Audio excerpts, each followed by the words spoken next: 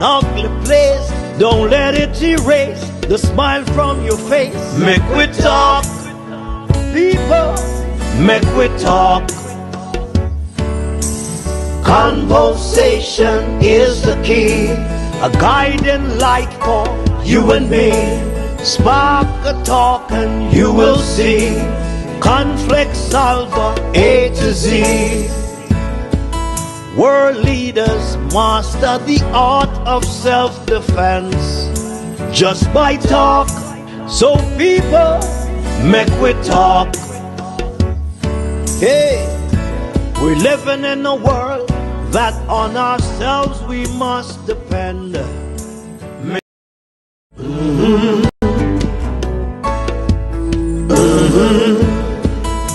When the game gets rough and this life just seems so tough, mek we talk, my people, mek we talk. When this town becomes an ugly place, don't let it erase the smile from your face. Mek we talk, people, mek we talk. Conversation is the key, a guiding light for you and me. Spark a talk and you will see, conflict solver A to Z. World leaders master the art of self-defense just by talk. So people, mek we talk. Hey, we're living in a world that on ourselves we must depend. Mek we talk, people.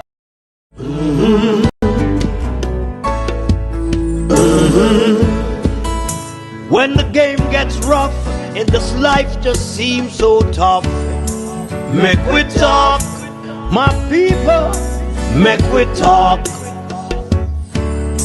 When this town becomes an ugly place, don't let it erase the smile from your face. Mek we talk, people, mek we talk. Conversation is the key, a guiding light for you and me. Spark a talk and you will see, conflict solver A to Z. World leaders master the art of self-defense just by talk. So people, mek we talk. Hey, we're living in a world that on ourselves we must depend. Mek we talk, people.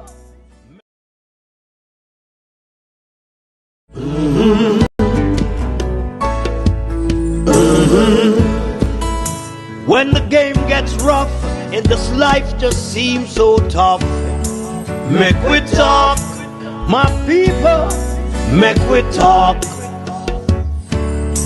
When this town becomes an ugly place, don't let it erase the smile from your face. Mek we talk, people, mek we talk. Conversation is the key, a guiding light for you and me. Spark a talk and you will see, conflict solver A to Z. World leaders master the art of self-defense just by talk. So people, mek we talk. Hey, we're living in a world that on ourselves we must depend. Mek we talk, people.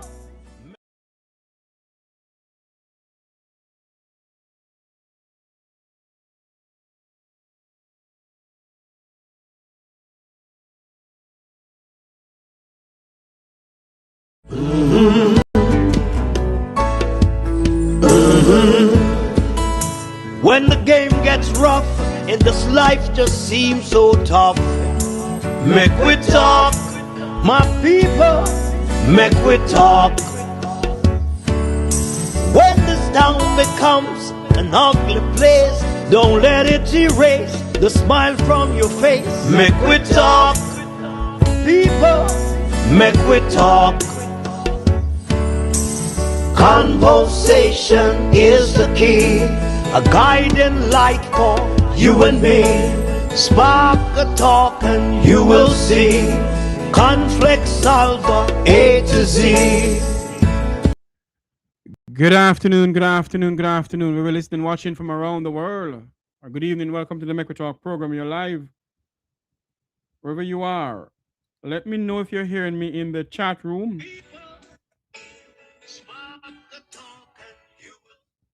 Let me know if you're hearing me in the chat room, students.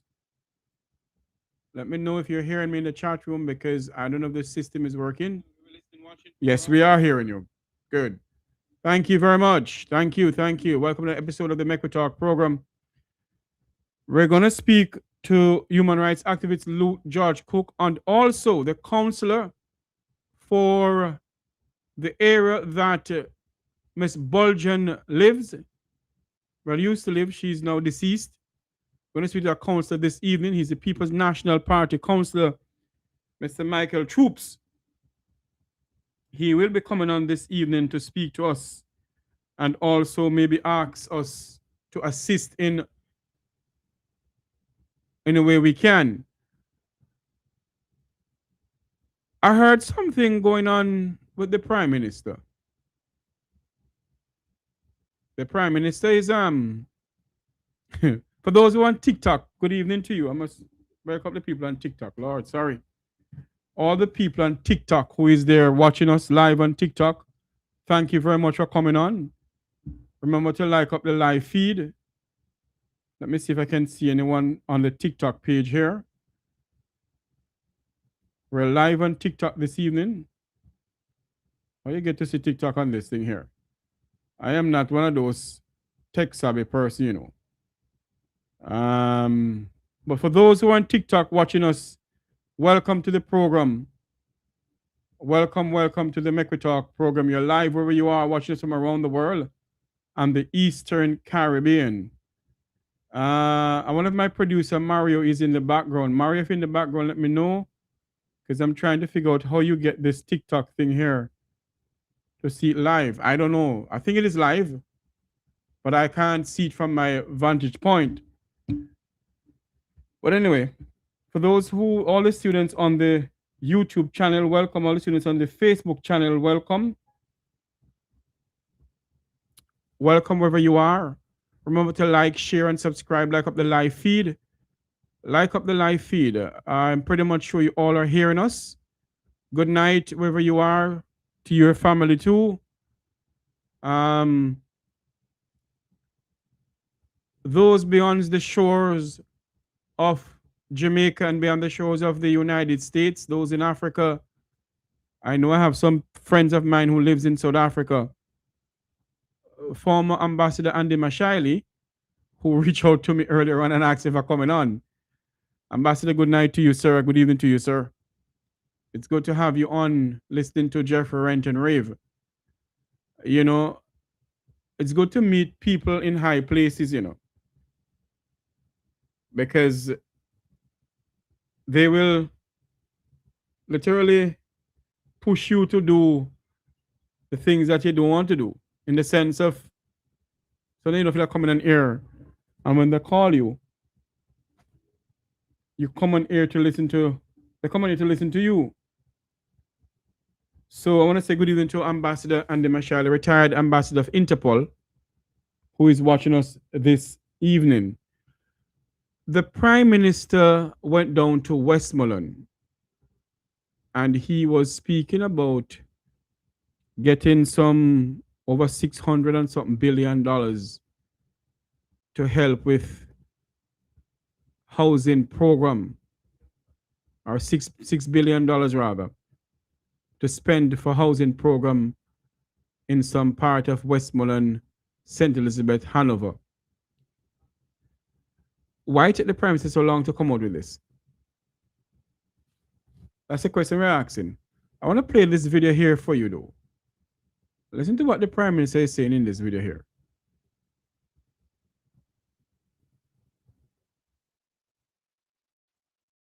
BOJ TV,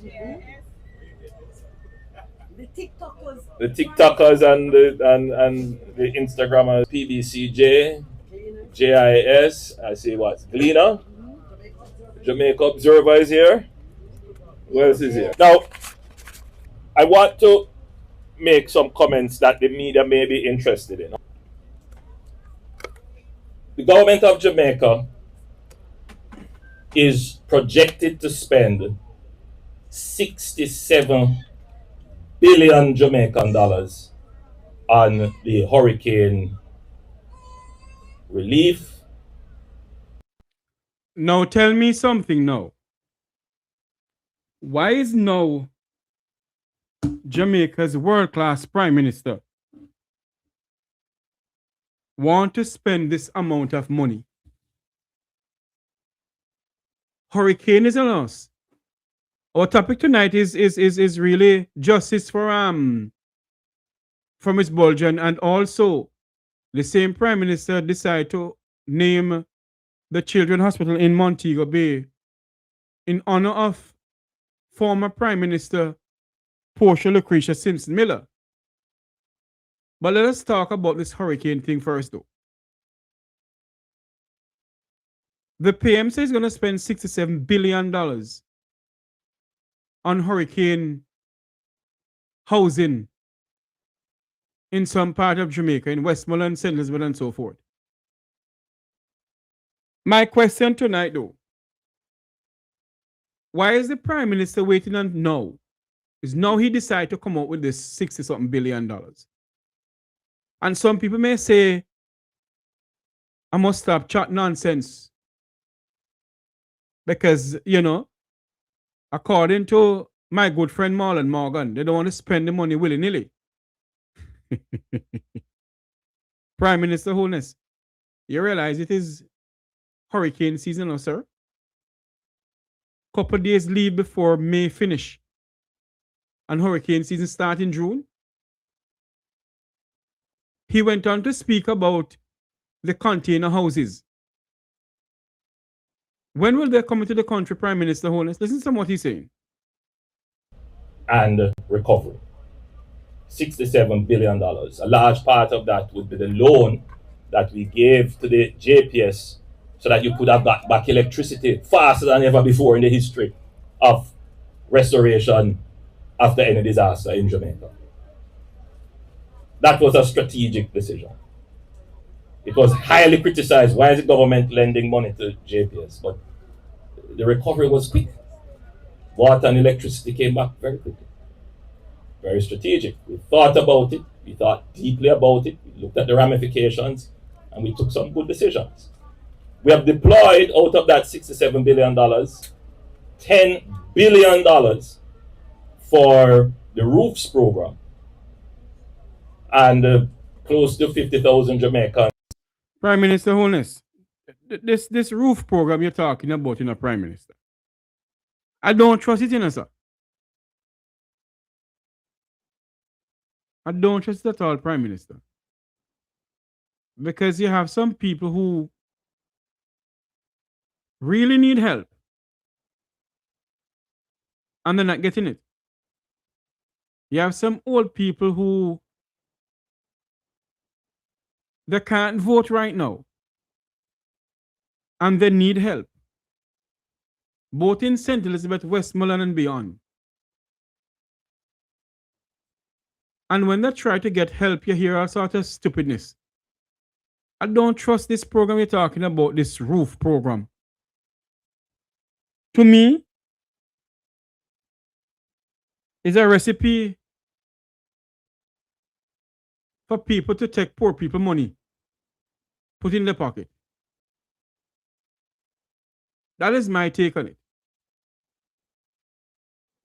Maybe I'm wrong and maybe I'm right, I don't know. But I just don't, I don't trust this program. Listen some more what the Prime Minister is saying. Have been getting support through that program. Through the NHT, almost $2 billion has been spent, and that is not included in the $67 billion. We are spending on the repair of schools. And as you go across Jamaica, you see several schools being repaired, repairs of hospitals and clinics that is being repaired, the restoration of road connectivities that is being done, and the removal of debris. That was a massive expenditure. We have never had to deal with that level of debris before in the history of Jamaica. When you look at Independence Park here and what it was and the market, government doesn't get credit for that because it's our job. That's what we must do. But we have to tackle this view that government isn't doing anything or that nothing has been done. And that is patently untrue. We can point to everything that we have done. But if you don't listen with discernment, you may fall into the trap of believing nothing was done. In all of that has happened, there has been no break in the national security of the country.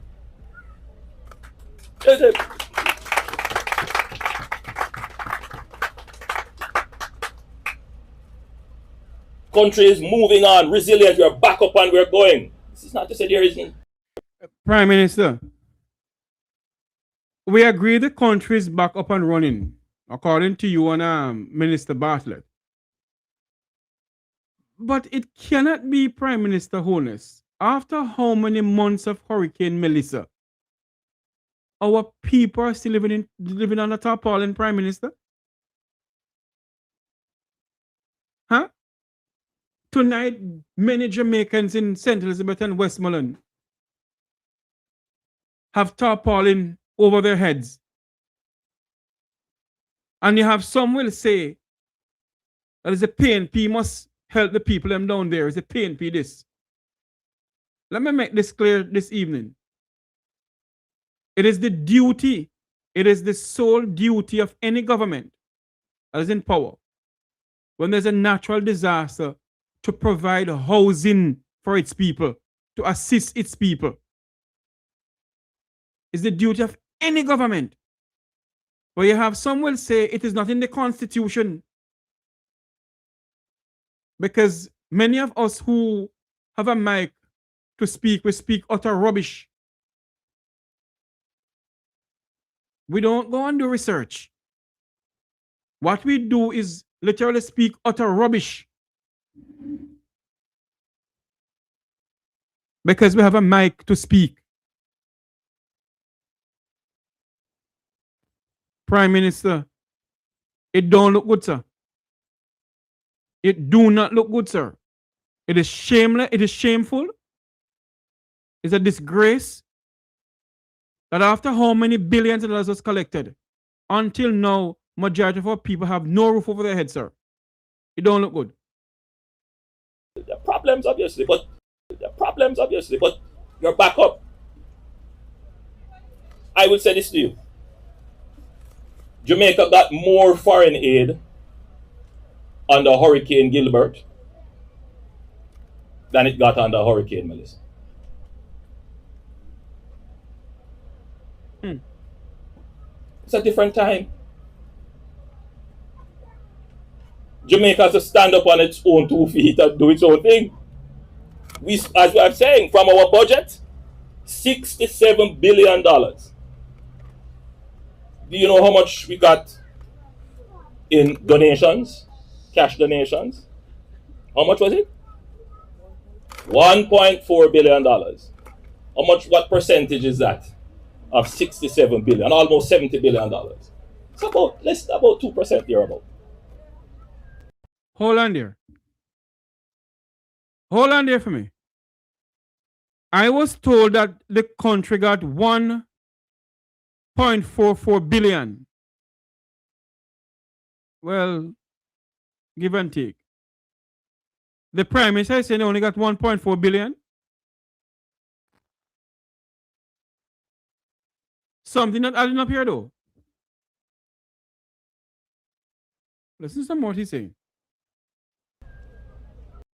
Want to put things in context.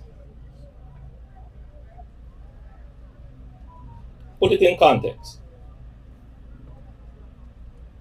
Now, you also have to consider that we assessed close to 100,000 persons as being in need. And we're giving the maximum grant of $500,000. If we had given the $1.4 billion in grants, how many Jamaicans would get 500,000? About 2,500. Prime Minister, I think when Gilbert came, you and I was the same age. And you must remember, Prime Minister Holness, that Gilbert hit from Moran Point to Negril Point. And yes, they get a lot more help. But what we are saying to you, Prime Minister Holness, it do not look good, sir. That Jamaica did not get a direct hit in all the islands, in all the parishes rather. St. Elizabeth and Westmoreland and other places get direct hit, but not the entire island. And you get $1.44 billion to assist the people of this country, sir. And you're telling me, you come on a platform, BOJ TV, to speak to the people of this country, sir.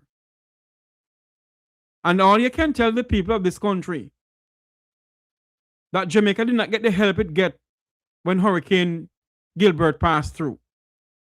Mr. Holness, what we are asking, what we are saying to you, sir, why are you dragging your feet to assist the people of this country? Huh? Why are you dragging your feet, Prime Minister Holness, to assist the people of this country who needs help? The people of Westmoreland and Hanover and St. James and St. Elizabeth need help, Prime Minister Holness. Hurricane season start in June. You don't think it's a disgrace, Mr. Holness, that you have so much money sitting down on? Unconfirmed report reaching me that you people got some food and have to dump the food because it's spoiled. You think God like that? I say it already on this platform, you know. Many of you politicians, before not dead, you know, you shall be on a sick bed and you shall confess you shall confess for what you people have done to the people of this country, you know. You know how many Jamaicans need food? You know how many Jamaicans right now need a shelter over their head in Westmoreland, St. James, St. Elizabeth, and Trelawney? And you're coming to tell us now, how many months after Hurricane Melissa, that is now you decide to spend $67 billion, Prime Minister Holness? And we must criticize you, sir? Come on. In any other modern democracy, a disaster hit its country, or the country. The Prime Minister and those who are in authority, from they have the money to start help the people.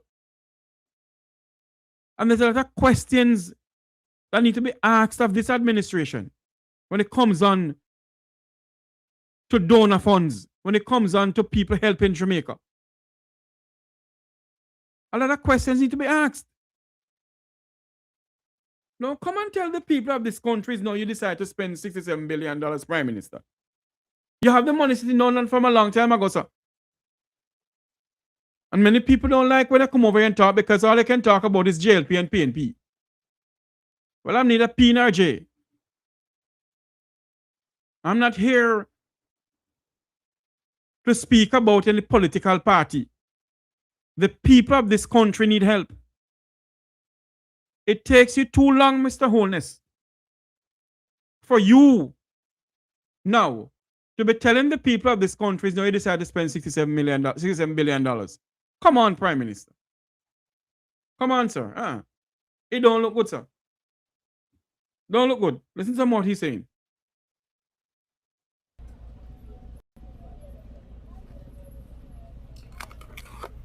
So let me again put some more context to the conversation, and then you will begin to see that the common sense may not be so sensible after all.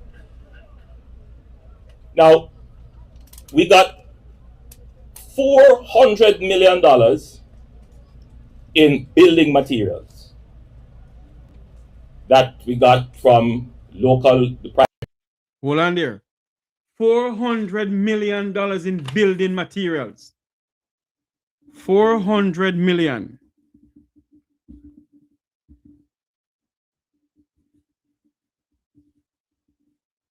In building materials. My question to you tonight, Prime Minister Holness. If you get $400 million in building materials from local Jamaicans who has hardwares and so forth, and who don't have hardwares, why didn't you, Prime Minister Holness, see it fit to look for Aunt Mattie, Aunt Mary, and Master? Huh? And help those people who are less fortunate, older people, Prime Minister Holness. Do you know how many Jamaicans, Mr. Holness, in the affected areas, 70-year-old, 80-year-old people, who don't have a roof over their head, sir? Who are tarpaulin still covering their dwelling?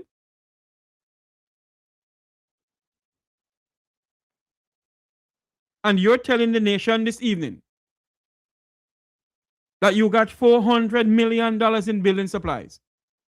Is that the entire Jamaica that got hit by Hurricane Melissa? And Prime Minister, come on. Come on, Prime Minister Holness. You're telling us now that $400 million was given in building supplies to the government of Jamaica. And you have some people, older people, could be me or your father. You and I, father and grandfather and grandmothers. You, Prime Minister Holness. It doesn't look good, Prime Minister. And no matter what you say, Mr. Holness, tonight, it still leaves a bitter taste in the people's mouth who has donated to the cause in this country. It don't look good, sir. It don't look good. Here, and I commend those who contributed to the building materials. I commend as well the government of Guyana, who contributed significantly to that. Now, I want you to walk with me. Do you know how many roofs we have put on so far? The JDF is here.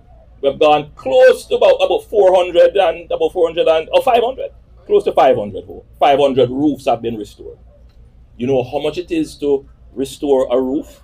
To put on a room and a half or 2 rooms, which is about what we do. It's just about $1 million or more. And we still. Then Prime Minister Holness, you don't believe.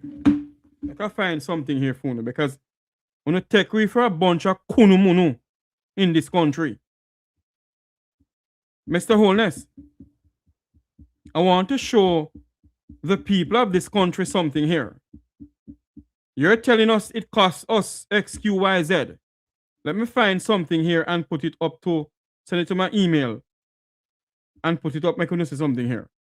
Because I want to ask Prime Minister Holness something and the Jamaican people something here this evening here. As far as I am concerned, what the Prime Minister is saying tonight to the people of this country, my question to you right now, Prime Minister Holness, I can download this thing here and put it over here. Because the Prime Minister believes that majority of us are some idiots, you know. Prime Minister, yes, this thing here, Daryl Vaz is still outstanding of $637 million of the school bus. Only 50 was delivered. 50 rather is still missing. And $637 million is unaccountable for. Why don't ask Daryl Vass for that $637 million, Mr. Holness? This $637 million could help a lot of Jamaicans who's affected by Hurricane Melissa to put on back their roof. Huh? So why is it, Prime Minister, that so many other Jamaicans have no roof over their head? There it is. $637 million of taxpayers' money is still outstanding by the so-called Minister of Transportation.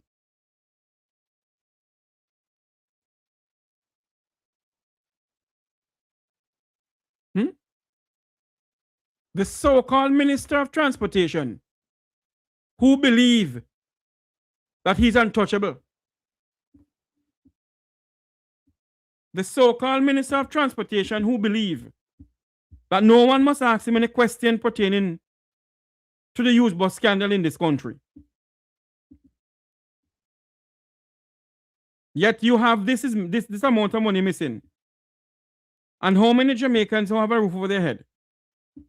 And we're asking the Prime Minister tonight, how is it that you, Prime Minister Holness, you, Prime Minister Andrew Holness, you are the leader of the party, you are the head of government. You have not sacked the Minister of Transportation. You yourself have launched an investigation in this. $637 million is unaccountable for. And you're telling us that you spend $1 million are there to put on roof. And only 5,000 houses is affected by Hurricane Melissa. Are you proud of it, Prime Minister Holness? No, take us for a bunch of kunumunu in this country. And it's full time we stop this nonsense. It's full time we stop this nonsense.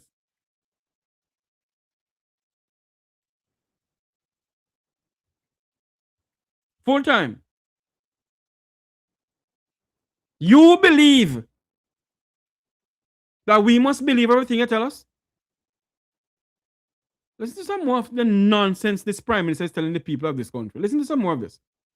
And we still projected to have some more roofs to put on. And that does. Before I go any further, I want to say good evening to those who are listening us live on TikTok. We're live on TikTok at Jeffrey Tavares. Let me see what the TikTok name is. Yes, the TikTok name is Mek Wi Talk with Jeffrey Tavares.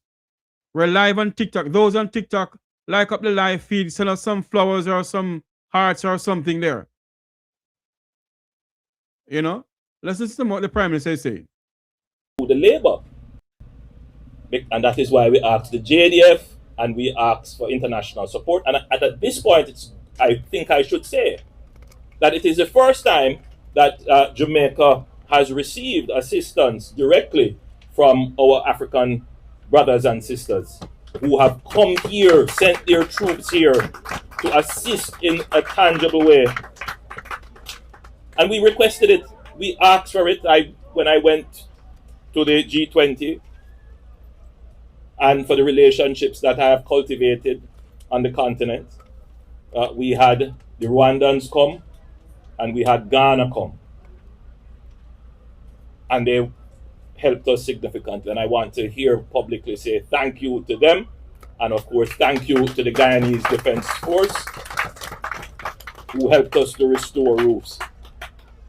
And thanks to our own Jamaica Defense Force who did an amazing job in restoring roofs. Now, to come back to the point that I wanted to make to you. Now, all of those materials, $400 million worth of materials, they had to be trucked. from where they were, either imported or in warehouses in Kingston. They had to be trucked here, and what else had to happen to them? The officers here from the JDF, they had to be stored. They had to be managed. They had to be secured. In other words, there's an entire logistics of. So hold on there now. Let me ask you this question. You bought some blue trucks the other day. Some big tip about the trucks. You could open the back of the truck and load some of the stuff on the truck, couldn't you? Or couldn't you ask Mr. Darrell Vaz for the flatbed truck a chassis number, that when we trace the chassis number, that they said they bring in school buses, the chassis number lead to a flatbed truck and a water truck?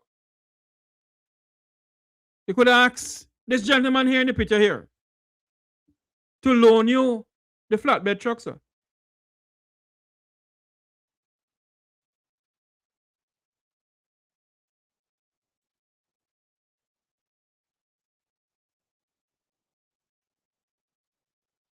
But of course,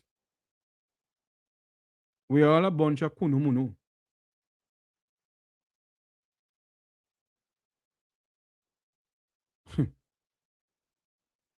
Operation. So what you hear is roofs constructed, but you don't see all that goes in to have all those trucks move the materials here, to have them stored and secured. Now, the Auditor General report said, well, there was. And that is why Prime Minister Holness, and I must use in the head, you know. That is why I have been saying it on this program from ever since. It is time that you people build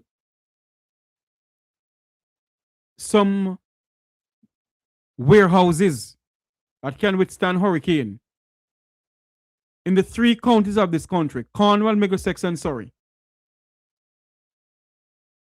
Back in the days when we have hurricane, you know, it's when Hurricane Gilbert came, the Public Works Department in Sablamar, along with the late Brushy Foot and other people that I know, used their bulldozers to clear the roads. We have to wait now until central government send down a bulldozer from the JDF or from the Roads and Works Department. Or our MPs may know Mas Joe, who has a bulldozer. And when the money we give to Mas Joe for his bulldozer, the money can't come out now. We must do things properly in this country, you know. We must change things around in this country, man. We must change things around in this country. Come on. We have to. Failure in the management of the material, meaning that when the materials are brought into store, they should be signed by both the JDF and ODPEM. And that is a fact. It didn't say the materials were stolen, but there was an administrative accounting failure. And why did that failure occur? Isn't there some failure within your office, Prime Minister Holness, in collecting the money to, sir?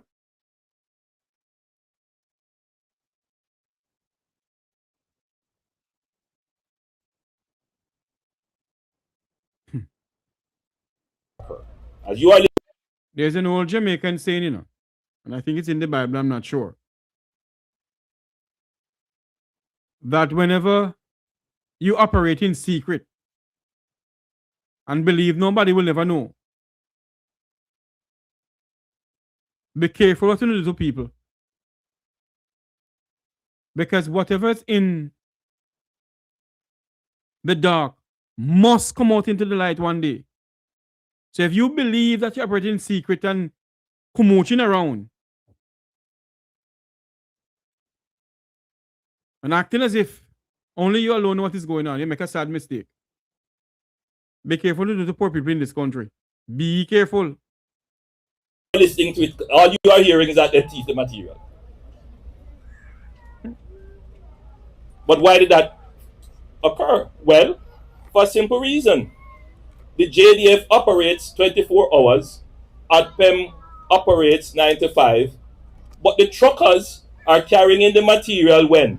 They're not carrying in the day when there is traffic and congestion. They're trying to get here using the least congested time. So by the time they reach here, ADPEM people are gone home. It's only JDF here to sign.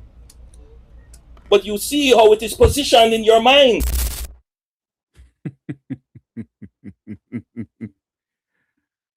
Ay, Father, help us, oh God. This Prime Minister is something else. The JDF has Jamaica. Listen to me. The government of Jamaica have access to a company, a well-known construction company in Jamaica. On what the road name? What that road name again? The road from Halfway Tree down to Mullines Road. What's the name of that road again? That big construction company down there. I know I call no name. The government have access to that construction company and their vehicles. Because that construction company operate a port. Let me not go down that road here. But that construction company operate a port. That police don't check that port at all. But let me not go down that road. But the government of Jamaica have access to that company. And they can get their flatbed trucks with the JDF, other trucks the JDF have. Because the JDF have equipment, you know. Did you know? Did you all know that the Jamaica Defense Force was rated one of the best defense force in the Western Hemisphere? The JDF has an Army Corps of Engineer that can build bridges. But because everybody in politics have a food, they don't give the JDF the opportunity to do anything. So the Prime Minister is there talking. I stop him from talking, you know, but sometimes, you know, when you listen to these people, you wonder what they're talking about. You don't wonder. Prime Minister who is Jamaicans are very worried, sir. Hurricane season upon us. I want you to listen to something here again. Listen to this here.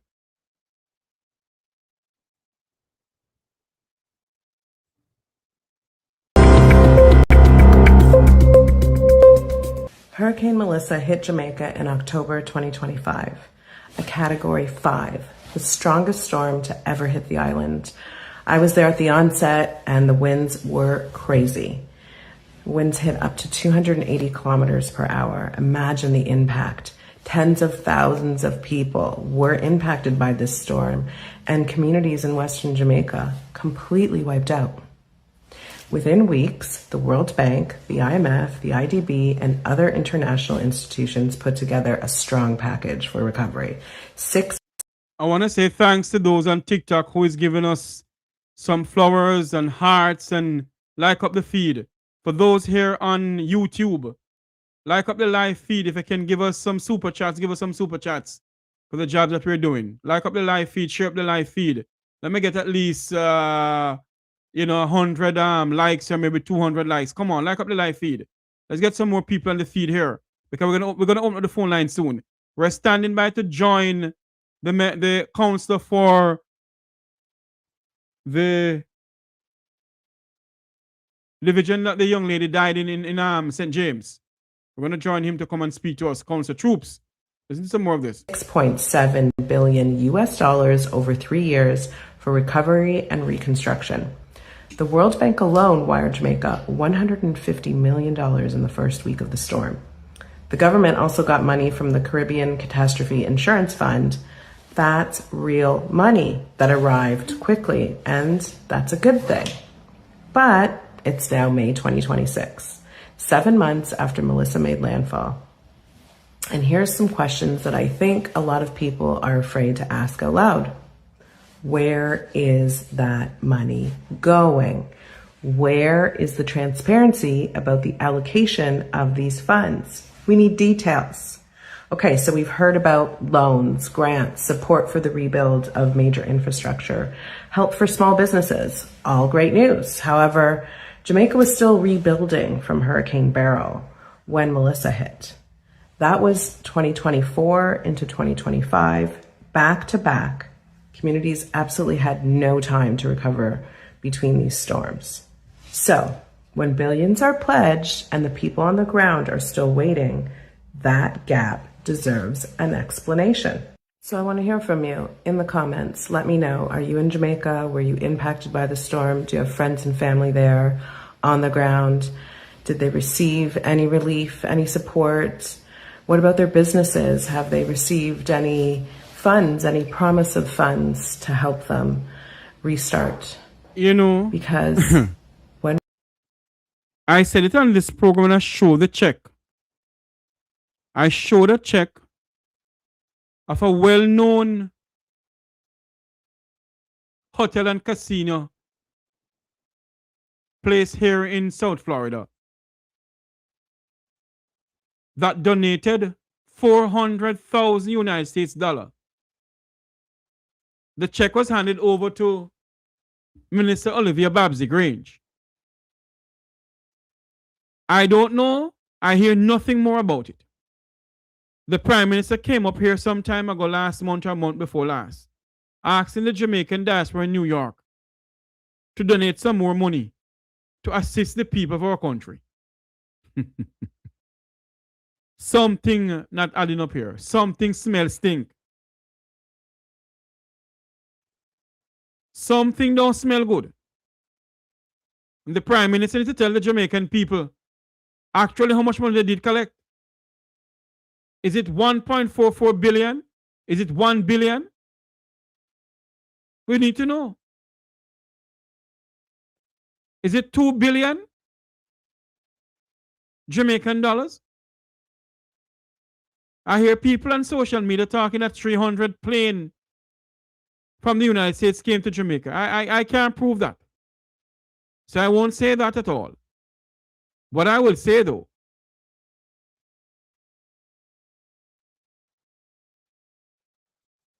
the people need to know what is going on.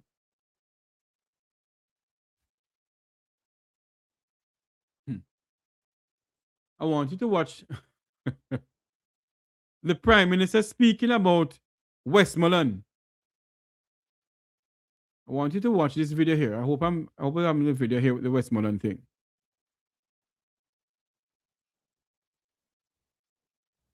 Yes, it's this one here. We're going to use some of that funds now to deal with something that I know you want to hear about. The government promised that we will bring in, we made a promise for about 2,500 modular, semi-permanent, prefabricated housing solutions. Now tell me something now. Anybody remember when the Prime Minister after Hurricane Melissa went to the affected areas and promised the people that they will get some container houses for the people? How is it that Andre Stevenson and Lisa Hanna and others could get container houses to donate, and the government of Jamaica can't get the container houses? Something not adding up here. Something not adding up here. Why is it taking them so long to make sure the people of this country get somewhere to live? Something, I don't know, something add up here. I want you to listen to this, what he's saying. Through the NHP. Those took time to manufacture and to ship and to clear. It took, I would say, about 3 to 4 months from the time we procured and placed the order to here. The government of China has given us some. The Ministry of Housing has purchased some. And I believe it's the Red Cross that is giving us some as well. So we may get up to about 3,000 units, these modular units. And we are building a small community in Westmoreland to facilitate those persons who were being housed at the Petersfield shelter. So we have the units here now. But again, I want you to think with me, Jamaica. My government is not just going to take the units and come and plop them down anywhere. That wouldn't help. We're not going to do that. Whatever units we put down, there must be. Anybody remember before the election of 2025? Every minute you see PBCJ and JIS with the Prime Minister cutting ribbon all over the place and the building housing all over the place. What happened to those houses? What happened to that money was using to build all the houses?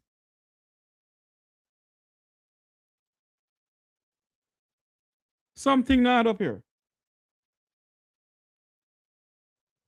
There must be a proper base. Because if you put them down on anything that is not firm and flat, they will warp, defects, and all of that.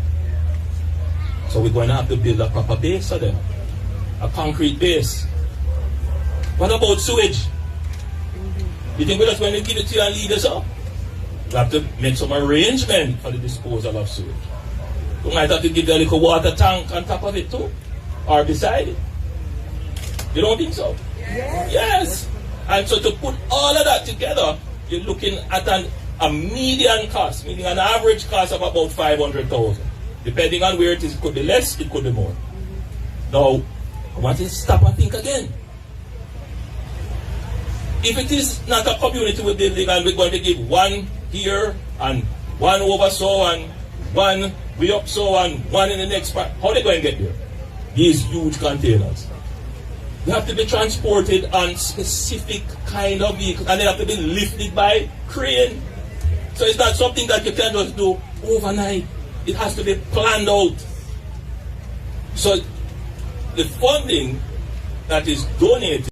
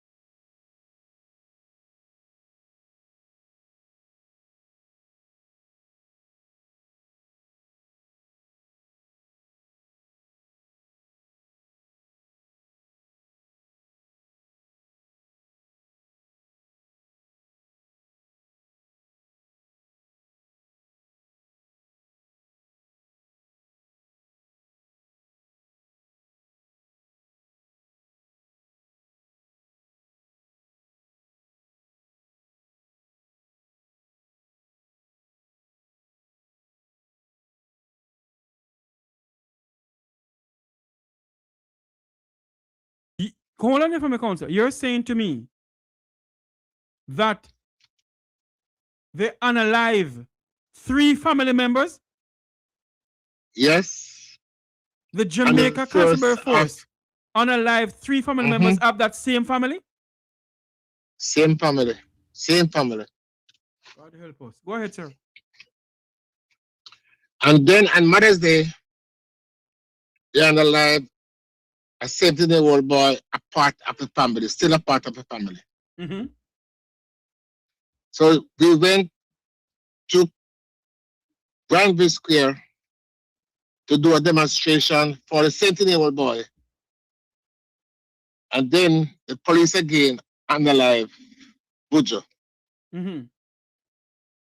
So it's 5 family members started on January 1st, unalive by the police. So tell me something here, Counselor. Is it that the family was targeted? It is a question I don't want to answer. I don't want to answer the question because it seems to me that the family were targeted. Because based on what I am hearing and what I'm seeing based on the last incident, it looked very suspicious. So The 4-year-old boy, yes. I don't know if he's not a gunman. And the 17-year-old boy is not a gunman. And this last 17-year-old boy is not a gunman. And Bujo is not a gunman. So tell me now, Counselor, is it that the Jamaica Constabulary Force is going around unaliving the Jamaican citizens because the Prime Minister give them the authority to either they bring them home to be face the maker or face a judge? Well, let me tell you something. At my last council meeting, I asked the Prime Minister go in and retract the statement to meet your judge or meet your maker. And he didn't do that. Until they do that, police is going to continue to analyze the people. That's just basically that. And then the Minister of National Security is not tell them not interested in body cameras. So as a counsel for that area, council troops, what can you do in the sense to assist these people? Because if the police going around unaliving citizens and unaliving 5 members of one family, something not look good and something smells stink. Very much so. Let me tell you something. We are going to have a peaceful demonstration every week until the funeral of Bujo. And then we are going to continue to call on the police to wear body cameras. Because can you imagine if there was no CC camera? What we would have been this, we would not be having this conversation. We would not be having this conversation. Yes. Huh? You're so correct. Go ahead, sir. So, and you see, this is an international thing. Bujo has made the international scene. Every night, I've been given the opportunity to talk on the diaspora in the United States, England, everybody. Every night. And what they must now call on the Commissioner of Police, call on the Minister of National Security and the government to allow the police to wear body cameras, because that's the only way we're going to know the fact about the operation, live and direct. Council troops, you know, I have been saying it on this program for many years, you know, Councillor, that the members of the Jamaican diaspora cannot be quiet in what is going on in Jamaica. Because when they cannot be quiet. When they have the Prime Minister come up there, all they do, council troops, is go around and kiss up and I take pictures with the Prime Minister. They don't really talk about what's going on in the country, sir. And for them to be unaliving Jamaican citizens and the Jamaican diaspora so quiet, council troops, something is fundamentally wrong with the government of the country, sir.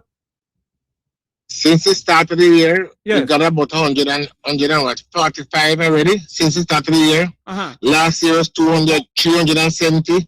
The year before was 300, and I don't quite remember the number. My God. So, by the time this government term is completed in the next 5 years, it would have got to be about 1,500 people under that by the police force. So, council troops, if you continue this, I saw a yes, video, sir. I saw a video wherein a newscast rather, wherein the police was speaking to citizens of that area, and I think I saw Bujo's son got up and said it, like you would say, it's my words. No, he didn't say it. That they're talking nonsense. But he's saying that the police can come here and tell him, but they cannot have a candlelighting for their mother. Yes. They can come and tell him that they don't have any dead yard or funeral. But the police, the senior superintendent in Montego Bay, He's cooperating with the family to make sure they have candle lighting.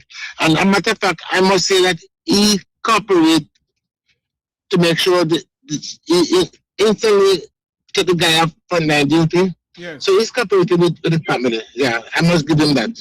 But Council Troops, in any modern democracy, sir, the police would have, all the police have taken off frontline duty.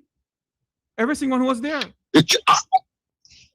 I agree with you. And we're going to start, we're going to call for that at our next demonstration. I want to show them, because show them take part. Do you see the, do they show the girl body in the video? Just show that dog? I saw it. Did you see that?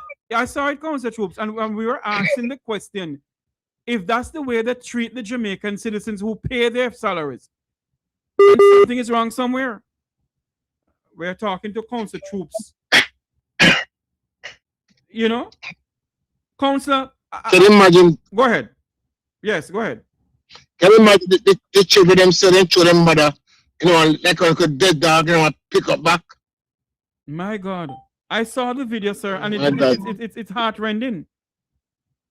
It is heart-rending. If you look at the video, there's a white crown there. That's my car. So I was right there on spot. So you saw everything, sir?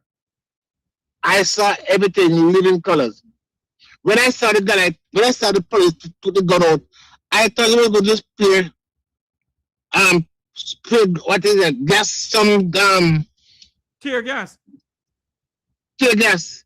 When I hear the shot, I almost, you know what, in my pants. My God. I have never seen anything like that in my 30 odd years as counsel for the Granville Division. But Council Troop, this has been going on from ever since this country become independent, you know, where this government, where this police force believe that they are law to themselves, they are judge and executioner. When will this stop, Council Troop? When will this stop, Council Troops? You as a legislator, when do you think this will stop, sir? Let me tell you something. Yeah, well, Buju is going to make it stop. Buju is a national hero. Yes. Buju name is up there, and Buju is going to allow them. They're going to name where she died in her honor. So I am expecting at the next council meeting, I'm going to move a motion for her to be named. To name the street, Granville Drive and Buju Drive. And many people know that Buju start the police and the government to be aware that life matters. I want you to tell me something here now, Council Troop. How much children does Buju have? They have 2 kids and 3 grandchildren. Buju have grandchildren? Yes, they have grandchildren. It's only a big man, 20-year-old, 22. Yeah. What? She look young though to have grandchildren. She have kids, man. Yes. But Councillor, is the family getting grief counseling? Does the government offer grief counseling for the family? Yes, I'm arranging that. I am arranging everything for them. I'm also looking some donation to bury the family. I want some assistance. Yes, we're gonna talk about that. We're gonna talk about that. But I want you to tell me something though. Yeah. Has the government of Jamaica organized grief counseling for the family, or is just you doing it? Yes, I am doing it. Yes, I am doing it. Yes. So they need counseling. So you matter of fact, go ahead. The police somebody supposed to come to them tomorrow morning. They should have come yesterday, but the guy said they're never ready yet. But that is on the table. We are arranging it. Not only the family member, everybody who saw the incident need counseling. Entire division need counseling. You know, Council Troops, if it was any, let me use the words of the late Wilmot Mutty Perkins. If it was a little dirty foot choices boy from the ghetto who commit that heinous crime, he'll be locked up now. Locked up. And let me tell you something. I'm expecting that this file should be submitted to the DDP no later than this weekend. Yes. And I'm expecting a ruling within the next 3 to 4 weeks. And if you don't hear that, I tell them already, they're going to keep the streets alive. And I think the entire Jamaica council troops, I think the entire Jamaica should literally get up and demand justice for this young lady. Sure. Because what is going on so don't look good. Have you seen the JP member of parliament saying anything? Only PMP member of parliament talking about it. I heard when the thing first happened, I saw the member of parliament, Miss Malou Ford, came out. But what I'm asking what I'm asking the council troops is this. I heard nothing from Olivia Babsy Grange, who's the Minister of Gender. Nothing. Have she reached out to you? No.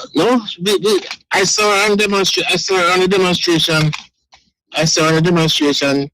We talked briefly, yeah.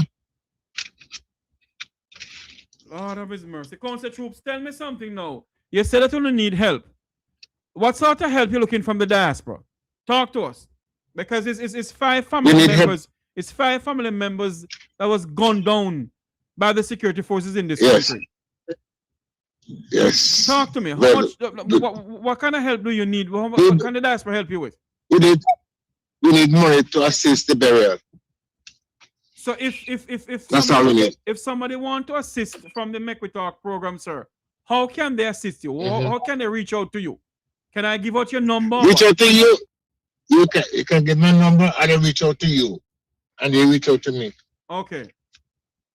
Because it's 5 persons have to be buried? No, only 2. We have already buried 3. Yeah. Mm. Oh Lord. Yeah. We're speaking to Councillor Michael Troops, who is the council for the area where Bujo was unalived. A young lady who has grandchildren. And her grandchildren don't have their grandmother around them anymore. Not her children. Because she was standing up. Listen to me. Yes, sir. It is the fundamental right of the Jamaican people to have a peaceful protest, sir? Yes. But don't you think that right is taken away from the Jamaican people right now, sir? Yes. But let me tell you, the police give us the right. They approve us to demonstrate peacefully. Yes. Peacefully. No fire, no blocking. So we are allowed to do it. Because of the incident, they give us the right. Council troops, I know you're at the Candle Lightning. You have any family member there who want to talk to the Mek Wi Talk program with you? If you call back in the next hour, the lighting can't go up now. Because lighting can't go to the next hour, I will give you a call back and I will have them and talk to you. Okay, I'd appreciate it. But talk to us before you go. Talk to the people, all the assistance you need and so forth. Talk to the people. Talk to the people in the Jamaican diaspora, both here in the United States and around the globe. Well, what we're asking for, we're not asking too much. We just want to bury Bujo peacefully and with dignity. Yes. Our cousin, same thing. So any help assistance you can get to you. Yes. And you can get to me. Yes. That's all we're asking for. Yes. You hear what Council Troops said? They can either reach out to me here in the Mek Wi Talk program for his number and, assist. See what you all can do to assist our fellow Jamaican. Because $1.4 billion gone down the drain with dilapidated school buses. 1.44 billion. Oh no, nobody over their head. This young lady was unalived by the security forces in this country. Council Troops, your final word to the people of your country, the people of your constituency. Thank you guys for your support, both locally and internationally. I got so many support. I'm on here every night. And thank you for your support and continue to give us the support. The funeral will be sometime next month. Yes. Late next month. And I will give you an update. Keep giving you an update. Again, once again, thank you for your support. Thank you very much, Council Troops. Thank you for coming on, sir. And I'll definitely give you a call back to speak to a member of the family. Okay, sir. Thank you. Thank you. That's Council troops there of the Friendship Division in St. James. Granville Division. The Granville Division. The Granville Division in St. James speaking to us on the passing of Buju, one of Jamaica's young lady who stand up for her own family member and was unalived by the security forces. Council, thank you very much, sir. Thank you, sir. Thank you. You're welcome. My God. You hear that? So if you all can assist, you can reach out to me and we'll see what we can do to assist.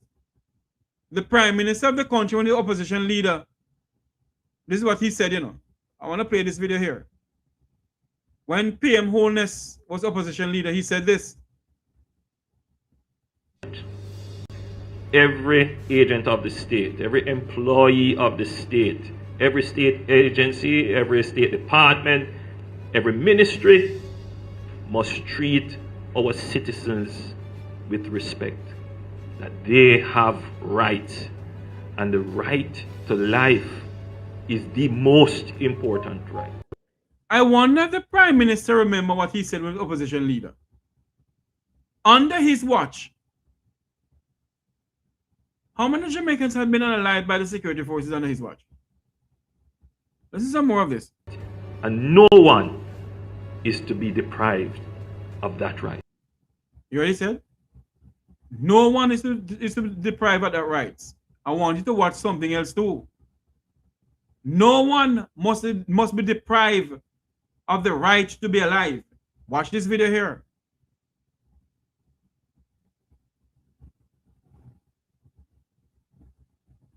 Three years. 655 lives lost after encounters with Jamaica's security. Behind every number is a mother who never stopped waiting at the gate, a child left asking why daddy never came home, a sister forced to identify a body instead of planning a future. From 2023 to 2025, the bloodshed rose sharply, 155 killed, then 189, then a heartbreaking 300,025 alone. The numbers climbed, but so did the grief. Among the dead were at least 60 people struggling with mental illness. You hear that? The Jamaica Constabulary Force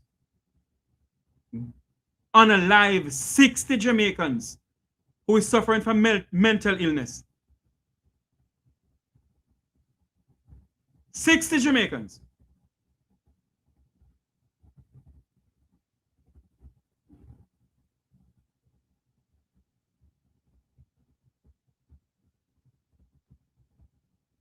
"60 Jamaicans under this Prime Minister's watch."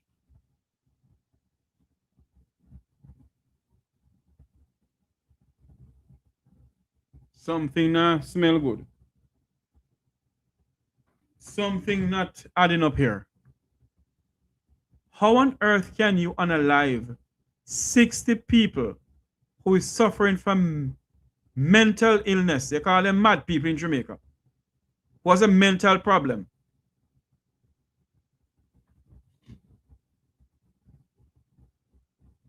How can you do that?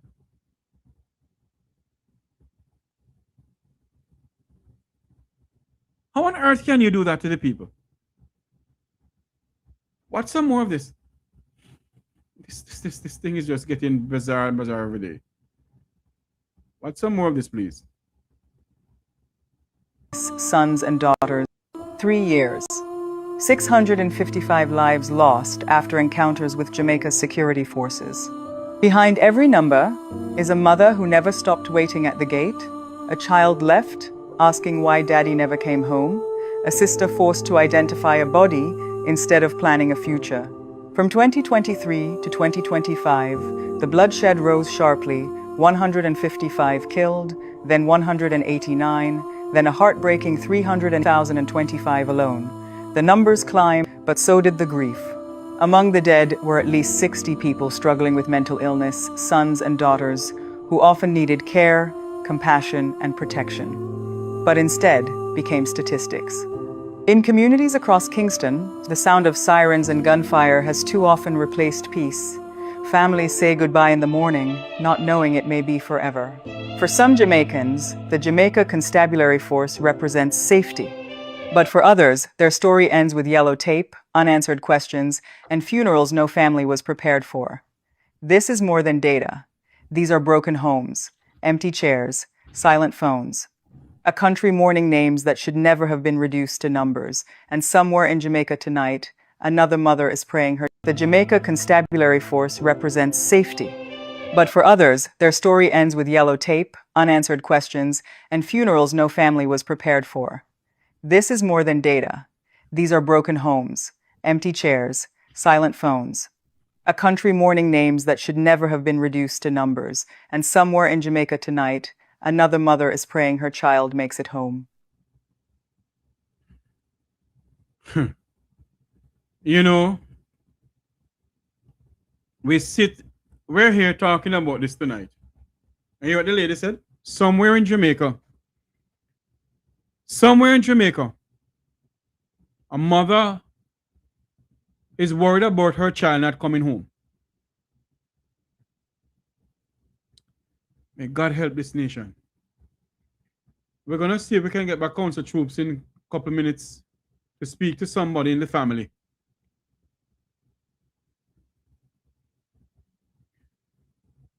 It is something that grieves my heart, you know. Because in case many of us don't know, and many of us will criticize and say all sorts of stupidness, we must think that it can reach our doorstep. Like up the live feed on TikTok, give us some hearts and some gifts on TikTok. Welcome to the Mek Wi Talk program. We must believe that it can reach our doorstep. How many more Jamaicans must be unalived in this country by the security forces? How many more? I want to open up the phone lines that you can call in. We're going to speak about the Prime Minister has given the assurance that the Children's Hospital in Montego Bay, St. James, will be named in honor of former Prime Minister Portia Lucretia Simpson Miller.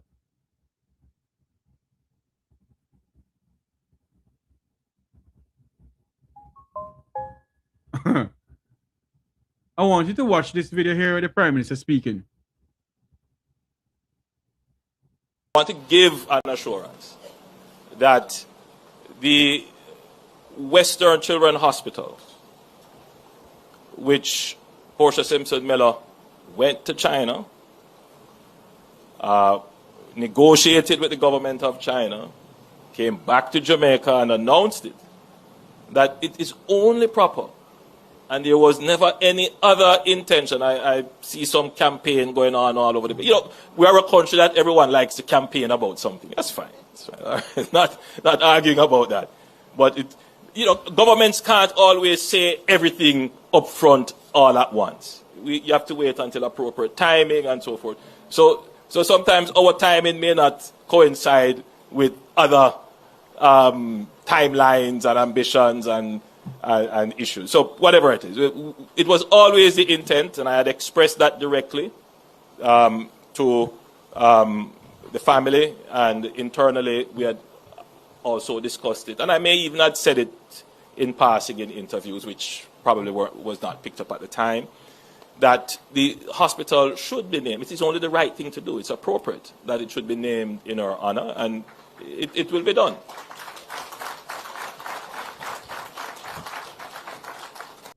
I think the Prime Minister born under public pressure, you know.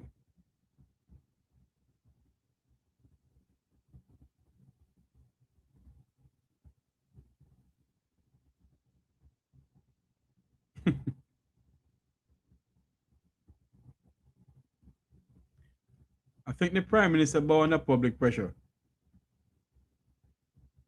Listen to some more of what he's saying. You know, we were just waiting until the hospital was finished and ready, which would have been the appropriate time to say that, but it is what it is. It may have also escaped the media and other commentators that there was such a place as the Portia Simpson Miller Square in 3 Miles. And when I became Prime Minister, Mama P was my mother. She usually called me her son. And then I don't know what happened, she disowned me.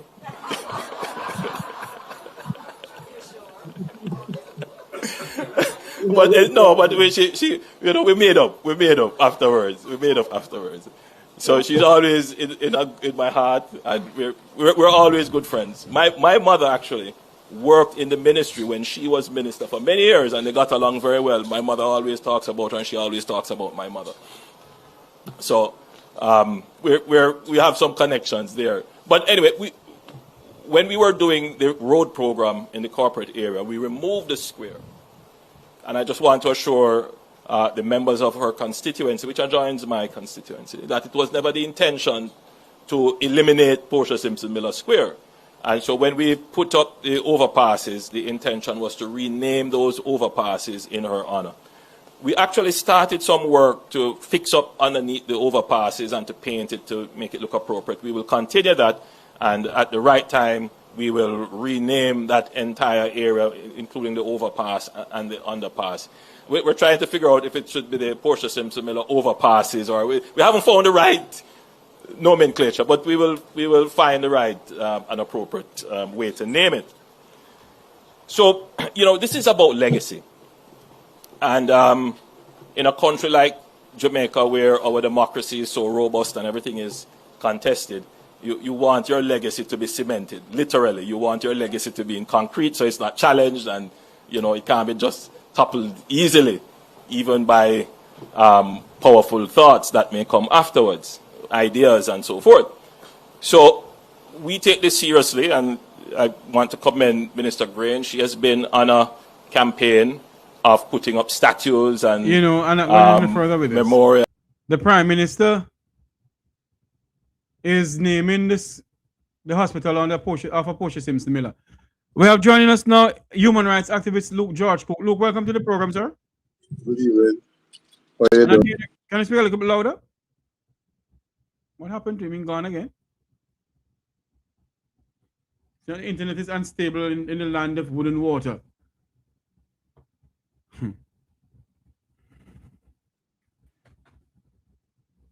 Oh, here we go again.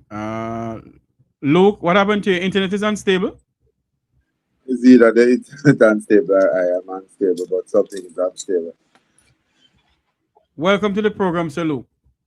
Yeah, man. It's a pleasure to be with you and your listening. We are losing Luke every minute. We're losing Luke. We're speaking about the issue of the unaliving of Buju. We need justice for her. We're also speaking about the hospital being named in honor of former Prime Minister Portia Simpson Miller.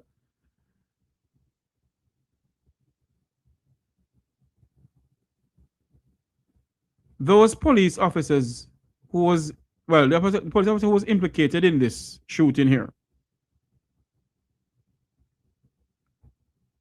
I want to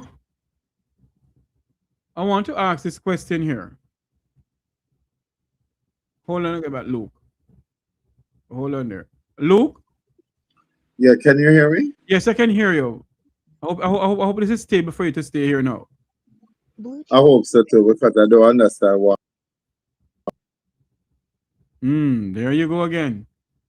You may have to be coming on the phone. I want to ask this question though.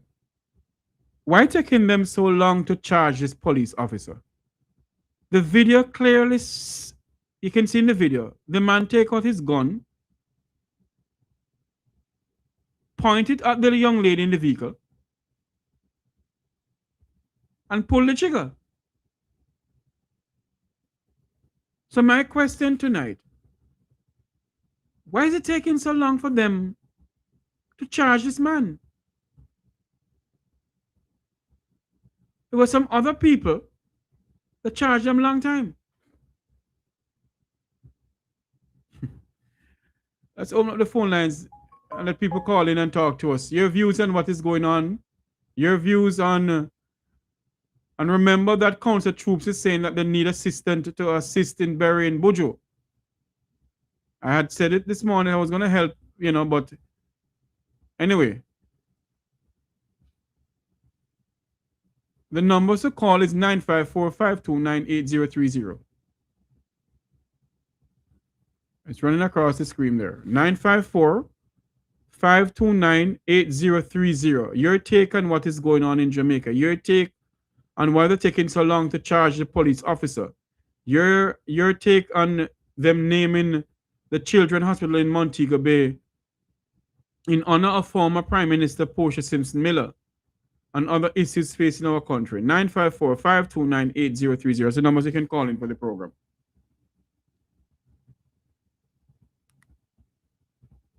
You can call into the program and speak to us about issues that is facing you and indeed our country, Jamaica. I see where in they're saying right here in Fort Lauderdale, in Florida here, that we're going to expect thunderstorms coming up soon.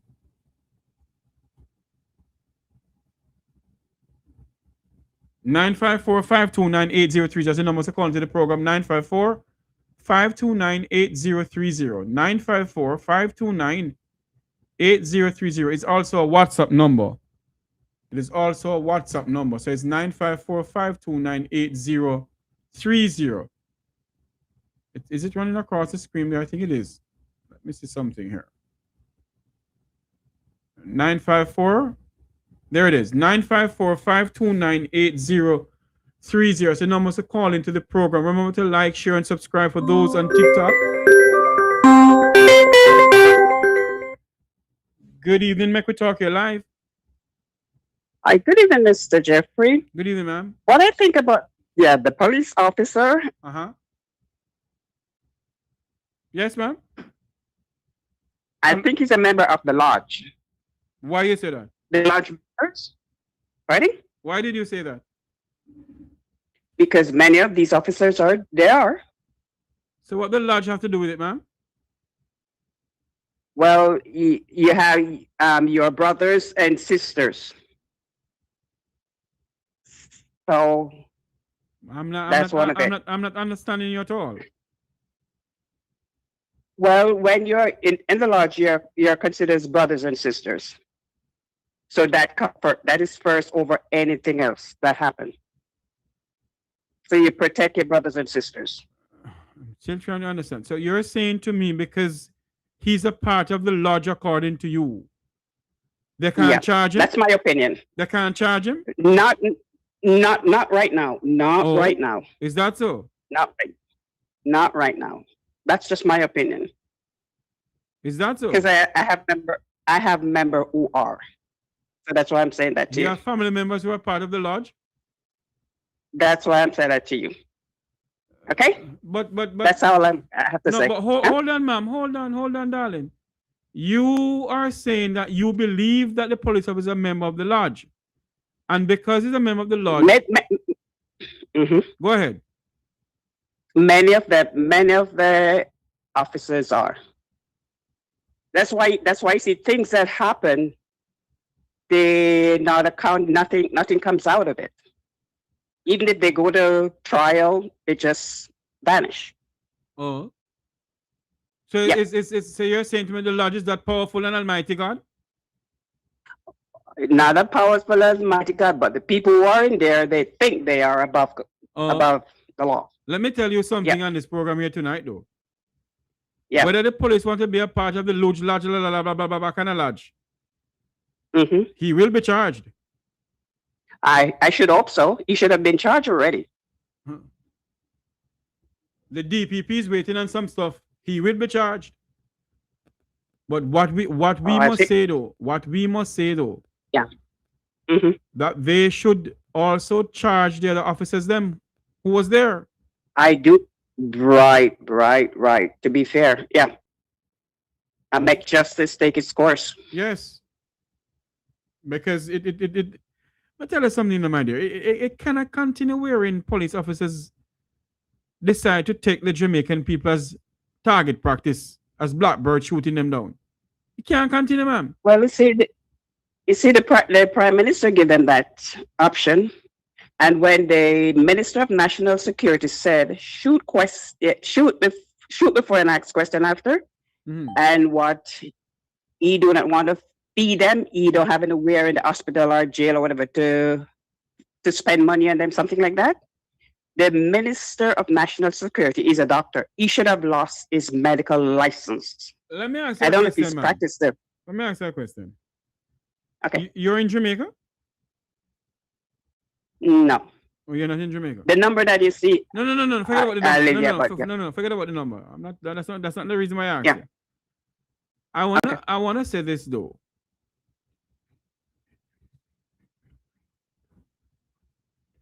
This DPP here is different from the old DPP that was in there.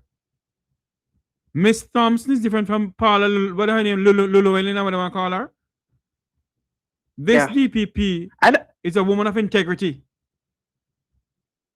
and she will charge him. I should hope so. I'm depending on that. I'm thinking I should hope so. My dear, all we have to do is pray and hope that one day all of this nonsensical killing will stop in the country, ma'am. I do pray, because I have my family members there too, so I do pray. Because it can happen to any one of us, anyone. Indeed. So when some people going on and bragging and saying this and saying that, it's really sad. It's really sad until it happened, because as if it can't happen to them, it will someday, but it's, and they're going to need everyone to come to their rescue and have sympathy in them too. So, We're living some serious times nowadays, The Bible says in the last days will be signs and wonders. It also said in the last days, men will be lovers of themselves and of their money and what they possess. And see, we're seeing all of that right now. Yes. Whether this man wants to be a part of the lodge in Jamaica, the God above see what really happened. Oh yeah. And the Bible says, "Vengeance is mine, saith the Lord, I shall repay." Everybody saw what happened. And when that lady fell out from the back of the police vehicle, I'm gonna tell you, I like my heart skip a beat so fast. Because I don't think that lady, when she got that whatever shot, I don't think she had died right away. No, she was unconscious. I believe that what they did was to drag her on the ground and throw her in the back of the pickup as if she's some dead dog or some dead animal. That's what they do to everyone you see. They do that too, right? But the Jamaican people should be blamed for all of this, ma'am. You know why I said that, darling? The Jamaican people sit down, ma'am, and accept what is going on. And every 5 years, we go on campaign trail and swap black dog for monkey. Yeah. This has been going on ever since this country become independent. Yeah, that's true. You know what happened when these people go on the campaign? They never listen to what these politicians have to say. They keep on blowing these horn at these meetings. They never listen. They don't listen to anything. And that is why when Percival James Noel Patterson said, "I, Percival James Patterson, shall have no mercy here," yay! Because they didn't hear anything. They don't listen. Listening is a skill. Listening is a skill. You can tell them that you give them some dead donkey tomorrow morning and say, "Yeah, too." Of course. Oh, Jeffrey. But it's the truth. I am not disrespecting my people, But the truth is the truth. No.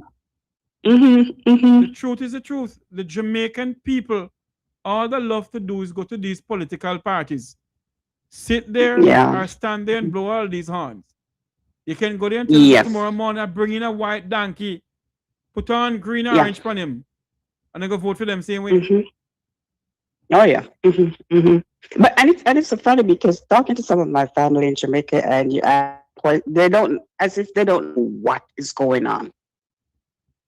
They said, where did you hear this? Where did you see this? I don't hear it on RJR. I don't hear it there. I don't hear it there. Yeah.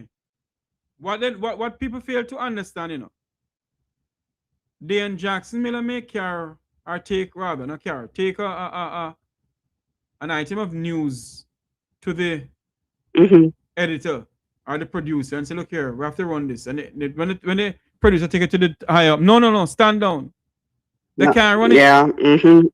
You know how many things I get over here from big news organization in Jamaica where they can't carry? They can't broadcast it at all? Yeah. So the media is censored. The media can't do certain things because they have to get money to run their companies, and the money may come from government. There's a media house in Jamaica right now who has government contract left, right, and center. Oh, I know that media center. Yeah. I was listening to them once, and my family used to say something to me about it, and then I heard something. One of the last person that I would usually listen to on it, the person just said something, and it just turned me right off because I didn't know the facts, and here the person said that, I just stopped it. I didn't know the facts about what you were talking about, so I just stopped it. You know, so journalists, they should seek out the facts first before they broadcast things. And that is why you have to be careful what you do, you know. Be careful what you do. Yeah. Anyway, my dear, thanks much for coming on. I have Luke George Cook waiting on us. Okay, thank you, Mr. Tavares. You're welcome, man. Mr. Cook, welcome to the program, sir. Unmute your mic, sir. Yeah, I can. I hope this will stay up because I don't know what is happening since last night. Yes. Luke, I don't know if you had listened to Council Troops speaking to us earlier on about Buju. No, I just got it. Okay. Yeah. I want to play a video here where the Prime Minister is saying that they're gonna name. Hold on there. Calls coming. Hello, good night. Mek Wi Talk, you're live. Yeah, I am with the son now. Oh, Council Troops? Yeah. Okay. What's his son name? Good evening, son. Hello? Yeah, yes. Good evening, sir. Evening. Good evening, sir. How are you doing? My condolence to I'm doing well. My condolence to you, sir, and the passing of your mother, sir. I know. Thank you. I know. I can't say I know how you're feeling because my mother didn't die by the bullet. She died of natural causes in March. Yeah. And I know how you're feeling. But my friend, keep the faith. Talk to me now, my brother. As a young man, how are you coping? How are you coping with the other siblings? Boy, I won't say I'm coping. I'm trying to cope with the whole situation and with everything that's going on. Yes. Handling her death and how she died and how she was treated after she died and everything. So I'm just trying to cope. I'm not coping. My God. So are all your other brothers and sisters and your you have children too? We have a younger brother. You have a younger brother. How is he coping? So he's trying as well. We try my best not to like grow on him and talk to him and make sure it's good because if me see him down, you know, so that will make my, you know, break down or something. Yes. For those who are just joining us, we're speaking to the son of Latoya Bulgin, aka Buju, a lady who stand up for people in our country and in her community. You said that your brother is coping. How about your sister? You have a sister? No, I don't have any sisters. Sister, okay. I only have one brother. One brother? By my mother's side. By your mother's side. Okay. My brother. Luke, you want to say anything to him, Luke? I hope that Councillor Troop will organize some amount of grief counseling for both of these both of these youngsters. I know that in Jamaica, we don't take counseling seriously, but for him to be dealing, I think if he had, like yourself, had lost his mother under natural circumstances, it would have taken some time for him to get over the death, because the death of a parent have a lasting impact. But to be dealing with all the other issues, having to be strong, and this is the thing that, you know, Jeffrey, when me hear a man attack, but man, me not like the feeling that we have to be strong. I want him to be able to grieve, because nobody knows what these two children are going through. And I don't want to be like the Republicans who says, I'm going to offer you, my prayers are with you. I seriously hope that the community embrace these two young people as they are going through this time of bereavement. I want people turn up to and be true to them, reach out to them, make sure them have a shoulder where them can cry on, make sure them have a listening ears. And I hope that they use this opportunity to join with those of us who are standing up and saying, we want to remember, have to remember, Buju, this was courageous. This was not in the time of Nanny and the Maroon, where we saw a woman take up a bullet and decided that she was going to defend the death of a young man who was murdered by our Jamaican police. And it has to stop. And I want them to use their voice. I want them to use their voice. I'm hoping that they will not feel coward, and they will not feel that they have to remain voiceless, but they will use their voice to spread the word of the cruelty that are happening to the Jamaican people by the Jamaican security force. And not only that, Luke, I want to say to the young man here, what's your name again, young man, please? What's your name, sir? Joshua. Joshua, I want to say this to you, sir. Please, I know you're grieving and you're hurting. Please, I am begging you.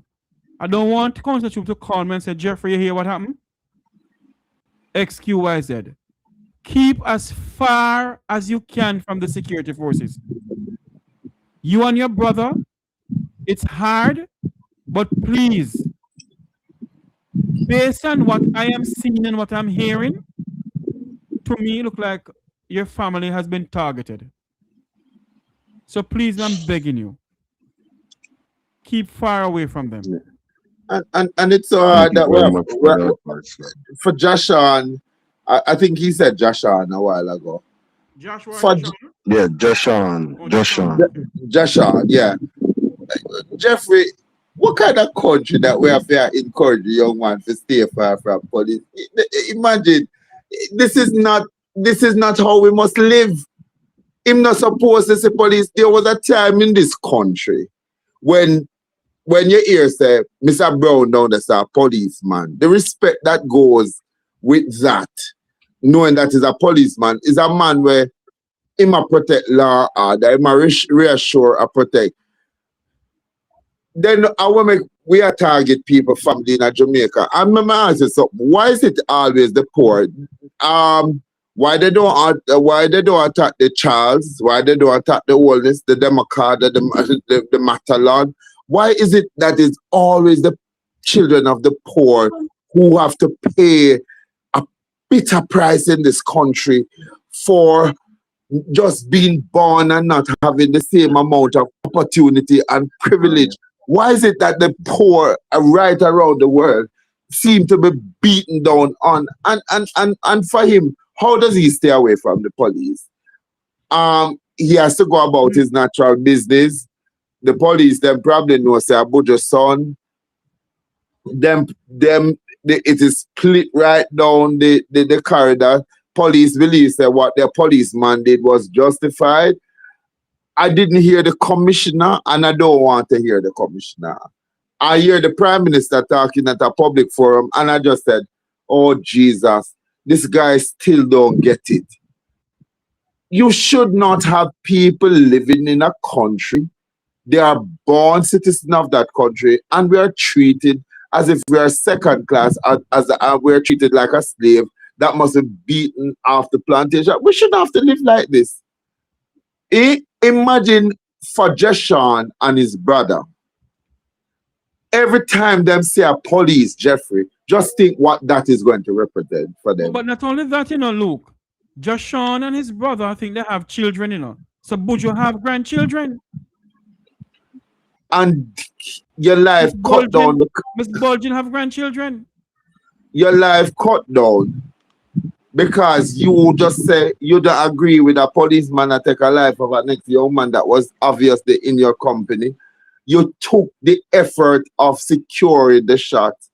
And before Indicom and iPro can do an investigation, found one killing, them affair do a next one on this. And all Malehu foot can say, this one don't look good. Let me ask Jashawn something. The funeral is planning for sometime next month according to council troops. Yeah. Yes. No, not next month. July. In July, okay. Talk to me about the candle lighting now that you're having. Are you getting the support of people and your family members? I'm getting a lot of support, and I'm really thankful for everyone, counselor, everyone that's all family members that's pushing out towards 9/9 and everything related to the injustice that's going on with the family, because it's not just us that's feeling the pain, even though it's my mother that's gone, I can't just only think about my mother, I have to think about what leads up to my mother's death as well, So, just thinking about everything. Let me ask you this question, though. Let me ask you this question, though. Without you saying anything that may humbug the case or anything like that. Do you have any idea what lead up to your mother's death? Yeah, man, like so much police, they are still not trusting, Police are there with you now? Too much police. Police are there with you now? Remember, it's a steer in a vehicle, brother. So I'm not trust them, like, remember, it's a steer. Why you want to see who they in a vehicle for? Watch out. My God. Then if you want to look in your vehicle, too. And if you see I know, say I counsel and even want to look in your vehicle, them a steer in here. And I'm like, let's see where the steer.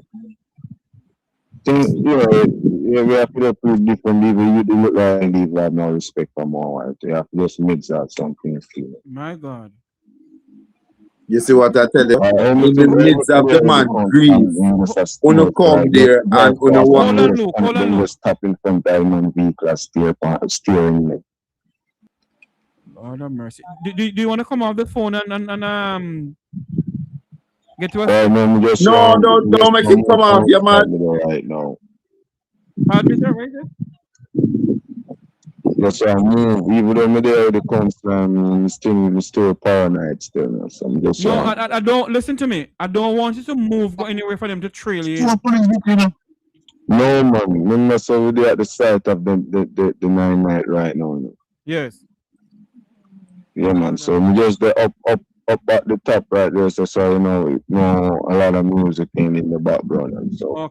Okay. Let me ask you something though before I let you go, because with everything there, you said the 9/9 is going well, apart from those members of the JCF is there. But I thought council troops told me earlier on that the superintendent of police promised them faithfully that you all could have the 9/9 peacefully. So what is the police doing there looking in the vehicle like that? My God. I don't know exactly what to say about their idea of peace and our idea of peace is different. We think different reality as police and citizens. So their idea of peace is different. You see, them coming around here just standing up and looking is their peace, not really interacting with public. Our peace feels threatened when they're here. For those who when they're here, our peace feels threatened. So when they come, there's no peace. That's how I feel right now. Just their presence alone, and it's like it's a big obstruction. For those who are joining us, we're speaking to Latoya Bulgin's son, aka Buju, and Honestly, I don't know what to say to you right now because you. So the counselor wants to say a word. Go ahead, counselor. Put him back on. Yes, sir. Yes, counselor. Talk. The police just feel that they just have to come and they disturb this peace. You understand me? But as long as I'm here, they're not going to disturb one thing tonight. We are peaceful people. Let me tell you something. For the last 5 years, Granville registered only two deaths for the last 5 years. Murder, 2 deaths. In your constituencies, sir, only 2 deaths. 2 deaths in the last 5 years, my deputy. 2 deaths. Division rather, yes. And since the police came in, they killed 5. Jesus Christ in heaven. The sad part of it, Jeffrey. Everybody can go and party and come home safe. People are not afraid to walk on the road because of the police. Because the young men now, our young girl, feel their life is threatened by the police. That's how we're staying right here now.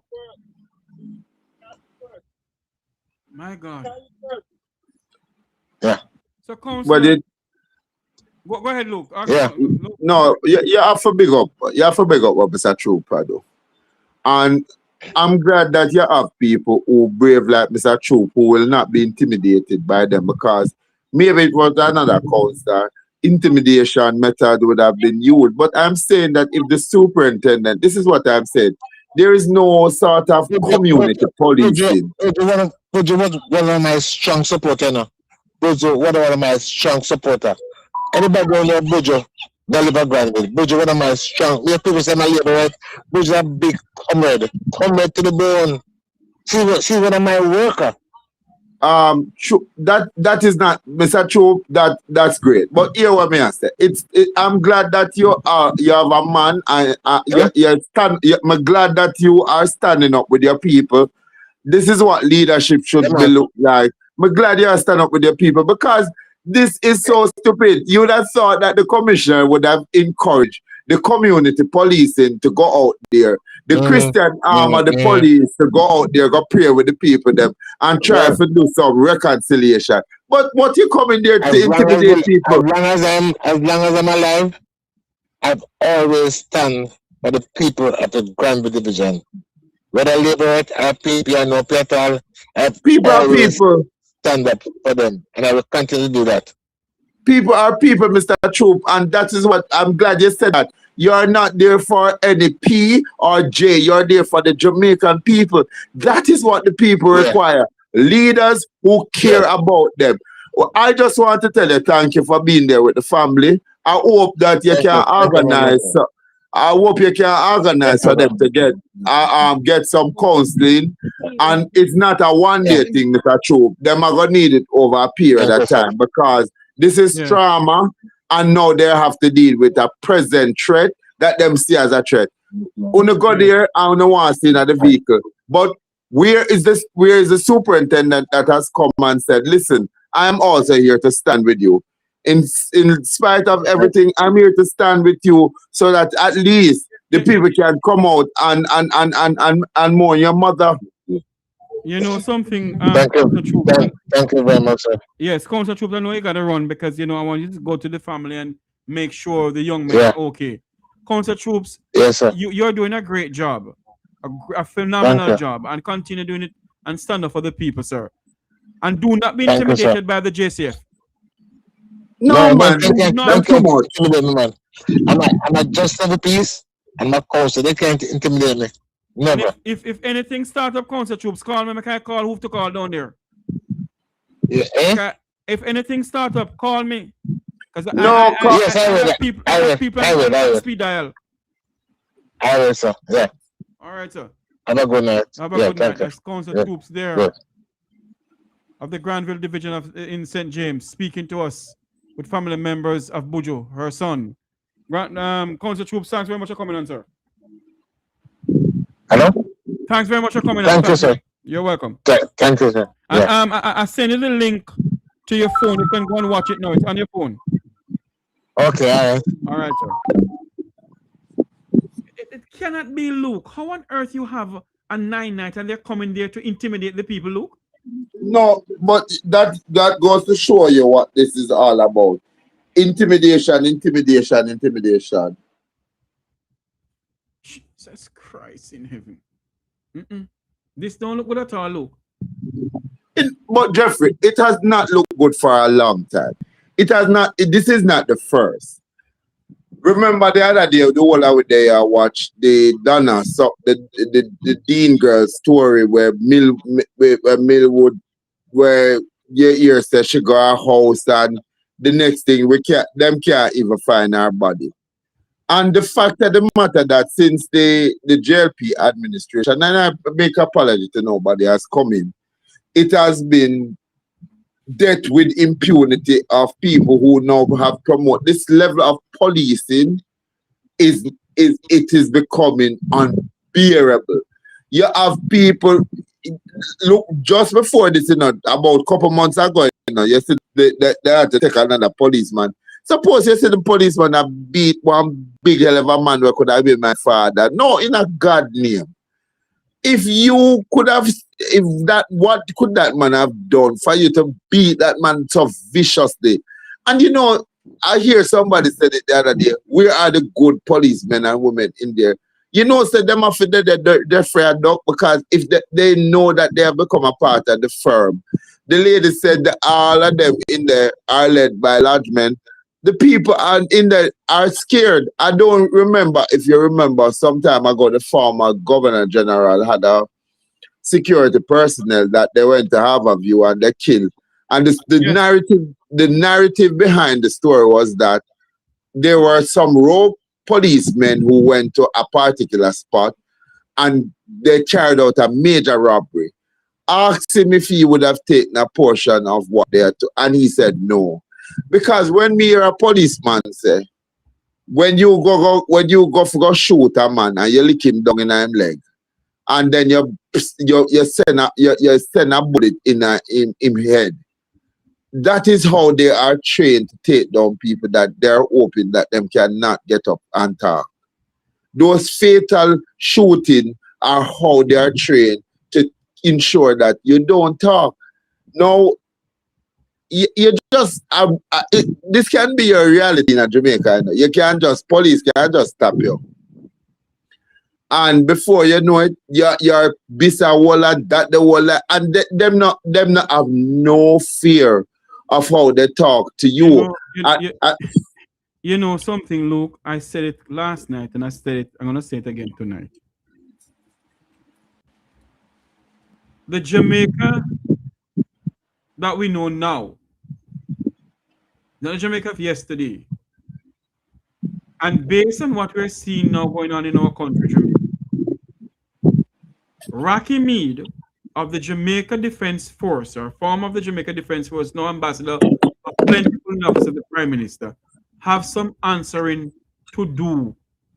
He has some questions to answer to the Jamaican people. He went into the heart of the ghetto, recruit some young men, and told them that they're gonna get jobs with the JDF. The JDF trained those young men and did not employ them. Are they the one now in the police force creating mayhem? No, and many of them were sent home. There is a young man by the name of I don't want to call out his name, but his last name is McCullough. I remember when they took McCullough back to the house because they had to carry him to the psychiatric ward up at UC, and they injected him. And the thing was that I knew that McCullough was not. McCullough was 5 of the people that we assisted to go into there because it was quite an expensive task for these young people to do, and that is 5 that we literally come up with the whole money. We almost spent 400,000 on each of those candidates to go in there. They were trained military style, and then at the end of it, the program did not retain them. What they were told was that the training that they had received, they would have either gone to the correctional service or the police force or the fire brigade. Well, that promise was never kept. A lot of young people go in there, Jeffrey, and they collected money for them. So much so, I remember that McCullough told me that he is supposed to be getting a certain amount of money for training, and they held on to the money. But they abused. And what they also did was to get their colleagues to beat them up in there. Now, listen, Jeffrey. You see, I work in the heart of the inner city. And it was that one person who told the story. It was so common. Several of them. So you know what? They were trained military style. And what McCullough said to me in the long run was that some of them actually are out there committing some of these crimes that you see people were committing in broad daylight. They're going to lick down place because we first create criminal, then we punish them. And there was no investigation by the government or the opposition as to what had really led to the creation of the program. And the failure of that program, millions of dollars were spent by countries who supported the idea of getting people in.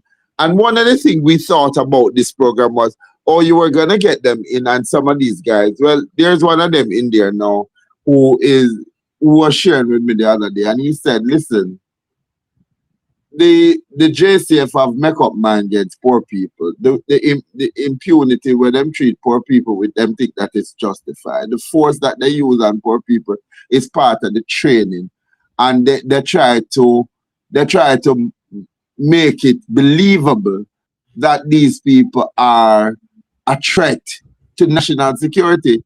And funny enough, he's in the police, and he said to me the other day, the biggest threat to national security are police. And he just has to, be holding on. And those in the parliament. Oh Lord, no man, they are rapacious. They not have no conscience. Me not believe. Honestly, I can't cast judgment on people, but I don't care PMP and JLP who like me when me talk. Me believes that enough politicians don't have a conscience. Because every 5 years from 1961 until now, it is not the Jamaican people that are better off. It is always the politician and their family. Look at what is happening. And I'm not afraid to say with the Royal Reed case. You think Jeffrey, me and you could have run them the joke there. Have our domestic helper start account and collect money in there. And we still have a minister of education position, and still me I get PF at JC when me a principal. And then when it come now, we not gonna talk about evidence loss. Where is the protection of the court system through the judiciary to ensure that people, no matter what walk of life you come from, so me realize that a 9 days talk and it done. It's not justice for everybody. It's justice for some and greater injustice for others. And I'm just so tired because here what? I'm not saying that there are not good policemen and women, but when me hear young people I say, them rather take for them chances with a gunman than a police. This is not a good day for us as a country.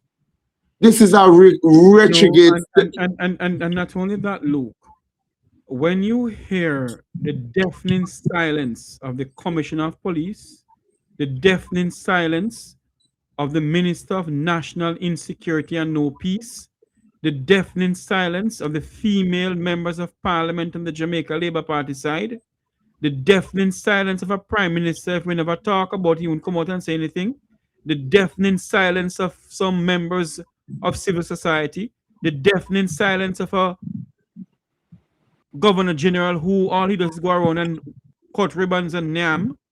He says nothing what is going on in this country. Look here, where crime pay, crime stay. Where crime pay people shut them mouth. A crime are the biggest industry.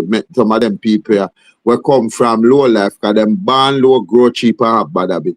Them now go talk.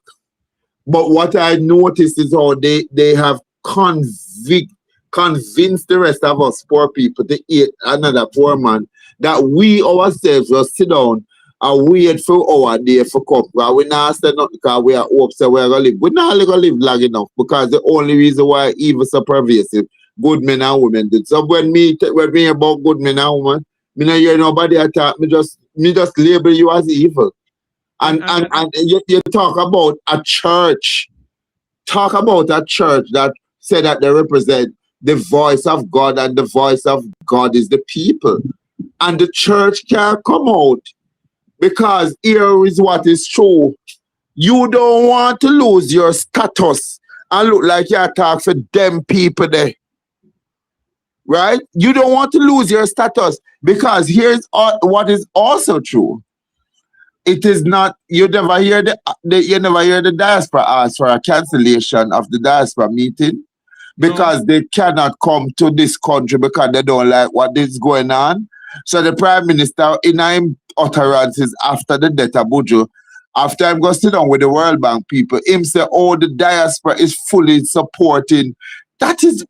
Those statements are a serious indictment on anybody who call themselves Jamaican, who understand the history of this country is that our mother and father was raped, brutalized, beaten, used, and never get paid. The slave owner got paid, but not the slave. When you look on a man in the Jamaica Labour Party, we come down here and had the divestment of the sugar industry, he get more than the man them we go out there did a chop down sugar and a plant sugar with them never have them the tractor or machine. And the man who never worked hard got more money than the man who worked hard. And he got his in US. It is a damn shame. This country and its government and the people who like these liar writers, the whole Alibaba and the fatty thief, the firm, and Bob Marley said, how long shall you know something, Luke? I keep on asking the question on this platform. I'm not ask the question. We're live. It is now 9:12, 8:12 in the land of wood and water. I want to ask this question once more. How many Jamaicans must be unalive in this country by the security forces? Luke, I want you to watch this video here. And I want you to listen to this video here. And listen to what this video said. 3 years. 655 lives lost after encounters with Jamaica's security forces. Behind every number is a mother who never stopped waiting at the gate, a child left asking why daddy never came home, a sister forced to identify a body instead of planning a future. From 2023 to 2025, the bloodshed rose sharply, 155 killed, then 189, then a heartbreaking 300,025 alone. The numbers climbed, but so did the grief. Among the dead were at least 60 people struggling with mental illness. Stop right there. The Jamaica Constabulary Force literally unalive 60 Jamaicans who are suffering with mental illness. Is there something fundamentally wrong somewhere, Luke? Jeffrey, you remember the other day night, me I full up your phone and you tell me to stop sending the video. There was one video in there where a woman was crying, a Jamaican woman was crying, and you know what she said? Imagine the man, a madman, I want to shoot him back way and then come shoot him in his chest. Uno wicked. Uno wicked, and if it not reach, you know, it a go reach, uno pitney, uno wicked and murder. Jeffrey, they have killed with impunity. And look here, we want a very strong police force. But the strength of the police force right now is alienating the citizen, because I tell you the other day when me talk to you, say, one woman where should even talk about her dirty son-in-law, which is a little dirty cross mind. Aye. and him and some other, if me can't talk, but I see him, if me can't talk like Nikkei Bertrell, is a cross man. And our son-in-law want do it in a war, and them a gun bag. And we justify this by going out there and say, Lord, them are good people. Because every Sunday them their church a preach, and them a do community service, and them a help the poor and the dispossessed. Come on. But the long and short of it is that this woman, although she went about it extremely wrong, called one policeman where I look at her daughter and I say she want him fit dead the other little boy that boy have the altercation with her son-in-law. And the policeman did not more than take the recording and put it out there. So in absolutely one day, she's calling me and I calling to ask her help if there is any halfway place that she can go stay. And that is not a priority of the government. You don't even have safe house.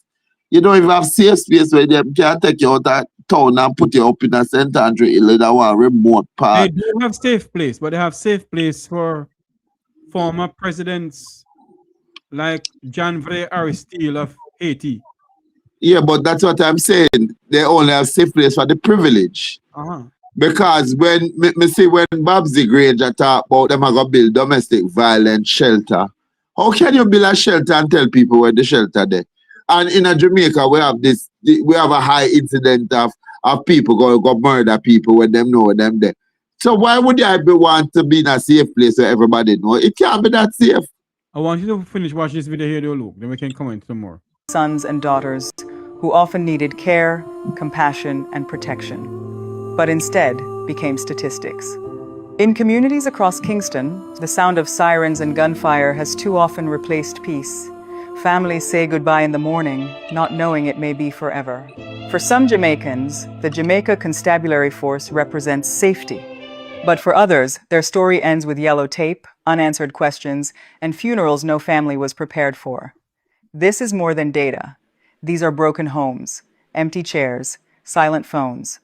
A country mourning names that should never have been reduced to numbers. And somewhere in Jamaica tonight, another mother is praying her child makes it home.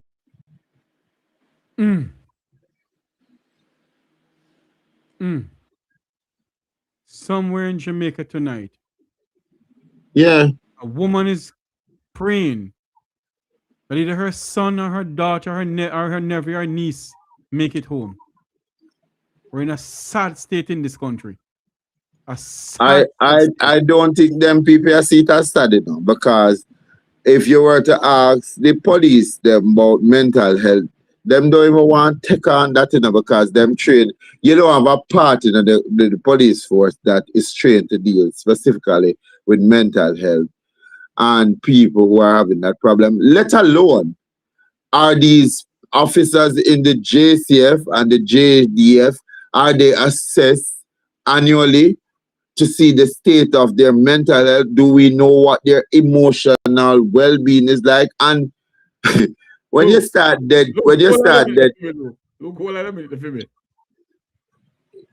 who is checking the mental sanity of the Prime Minister? Are the Deputy Prime Minister? No, if the country don't, listen, if the country necessarily Andrew or Strong Noel, then that is why we are going to have to be crying tonight, because the man who cussed Michael Manley and said Michael Manley carried the country to where it is, and Michael Manley was a disgrace for the country's development. No, I use the same Michael Manley strategy. I asked you when I ask people, I said them intelligent. Tell me what is one idea that Andrew Holness come up with. I was shocked when I go at RG the other day and see all of them in there wearing knit shirt. How you force an identification that the people in Jerusalem used to identify the Palestinian people and treat them with impunity. Why you never look on a system like what Curacao have as somebody that is nearer to us. Why we can't have a prime minister who ever talks about now that the new hurricane system is here with all the what they're seeing out there in the meteorologist systems that are coming? Have you prepared the Jamaican people for El Nino? And what does that mean?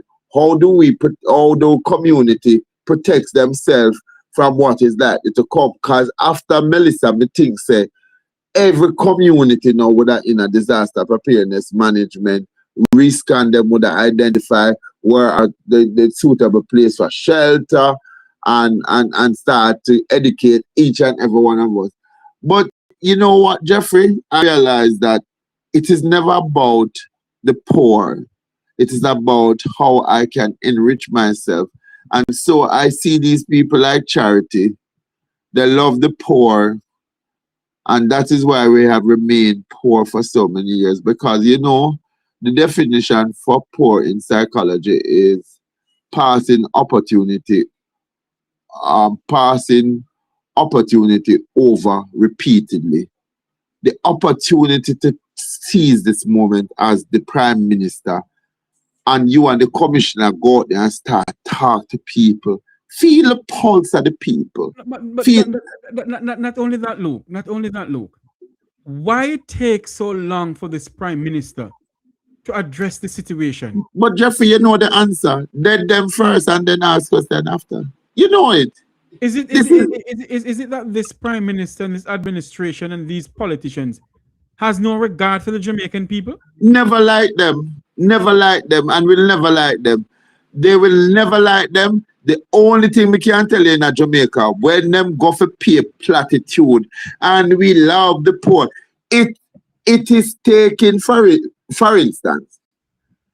Just tell me how this makes sense. You have a community development fund and you have to go create narrative to help the people who suffered from Melissa, from burial. You have to go create that instead of you're perfect and sit down with your counterpart and the well-thinking Jamaican them in a civil society here and abroad and said, we are going to make sure that the community development fund, we are going to come, we're going to place this there. These are the people that are going to have supervision of it so that we ensure that the people who have suffered as a result of Melissa get the help that they need.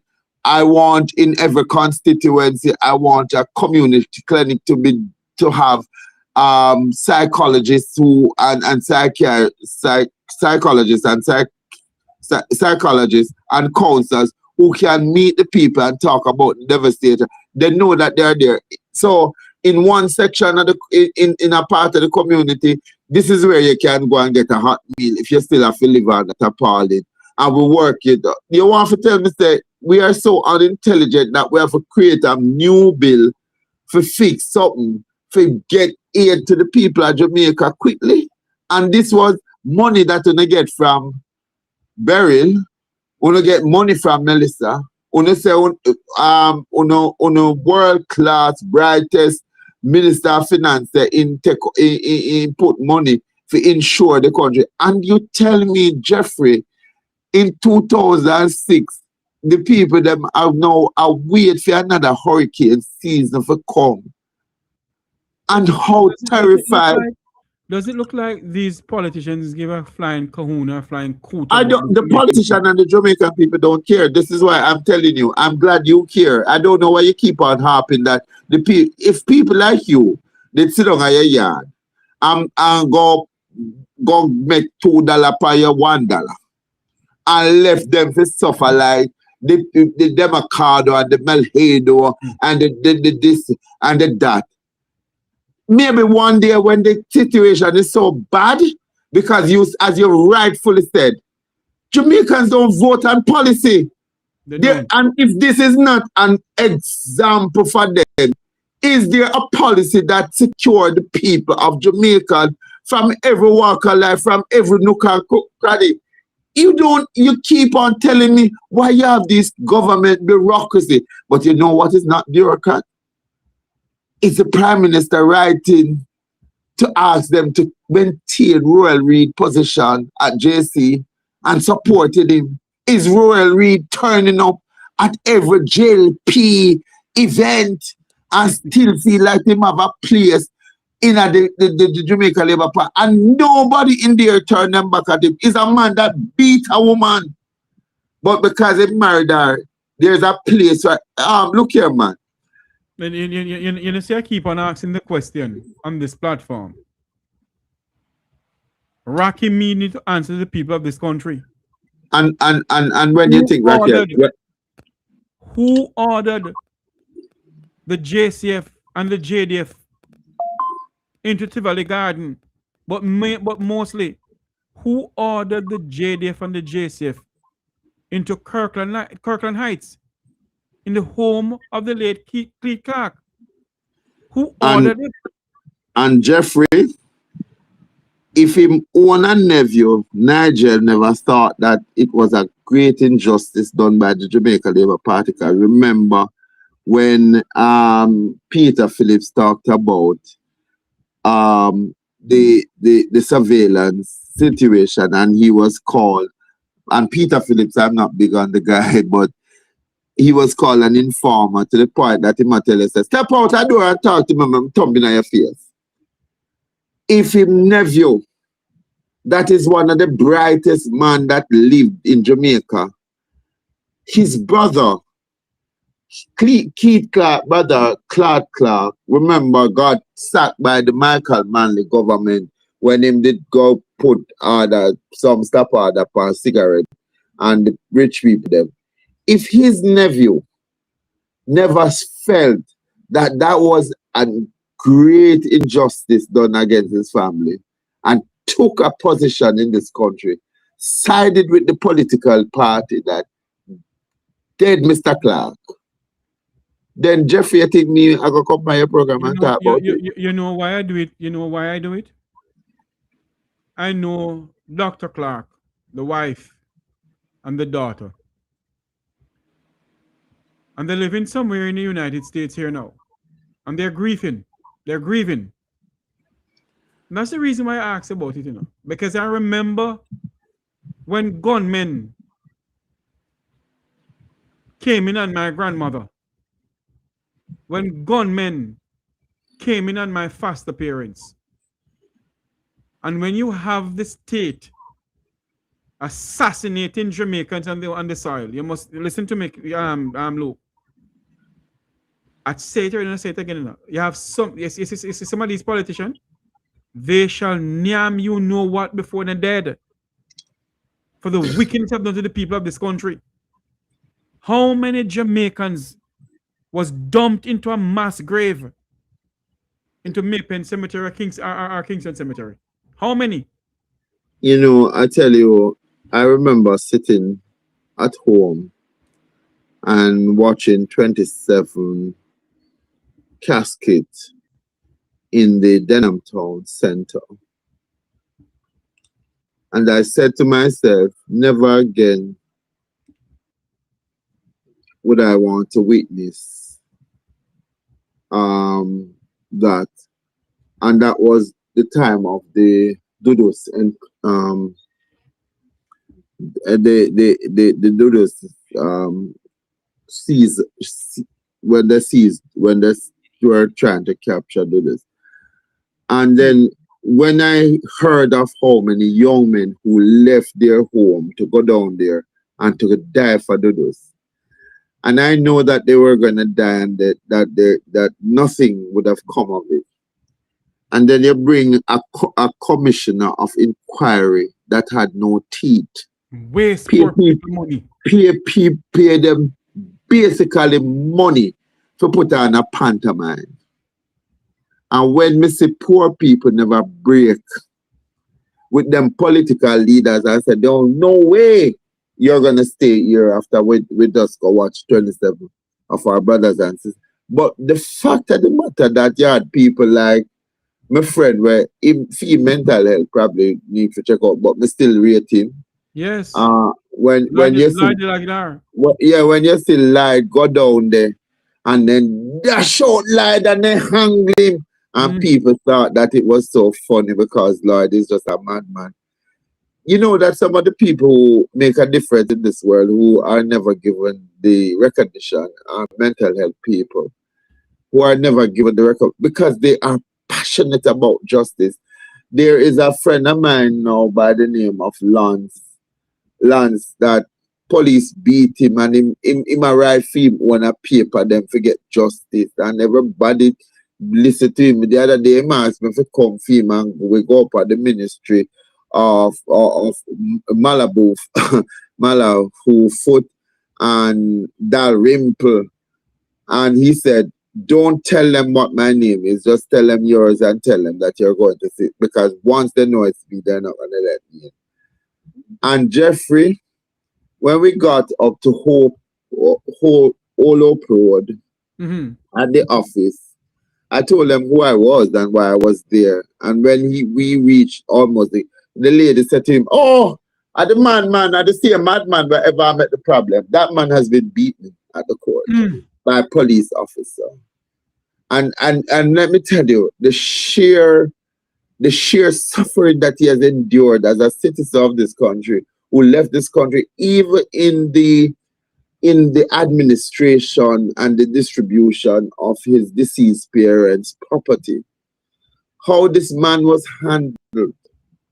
And when you look on a prime minister, where Cliff used to he grew up in our board house and he never we were good with and writing at St. Catherine High School book that he must be prime minister. I said, shame on you, sir. Shame on you, because you can't say like Sister P, you come from the bowel of the poor, because somehow poor people do something I don't know. Politicians, poor people do them something I don't know what.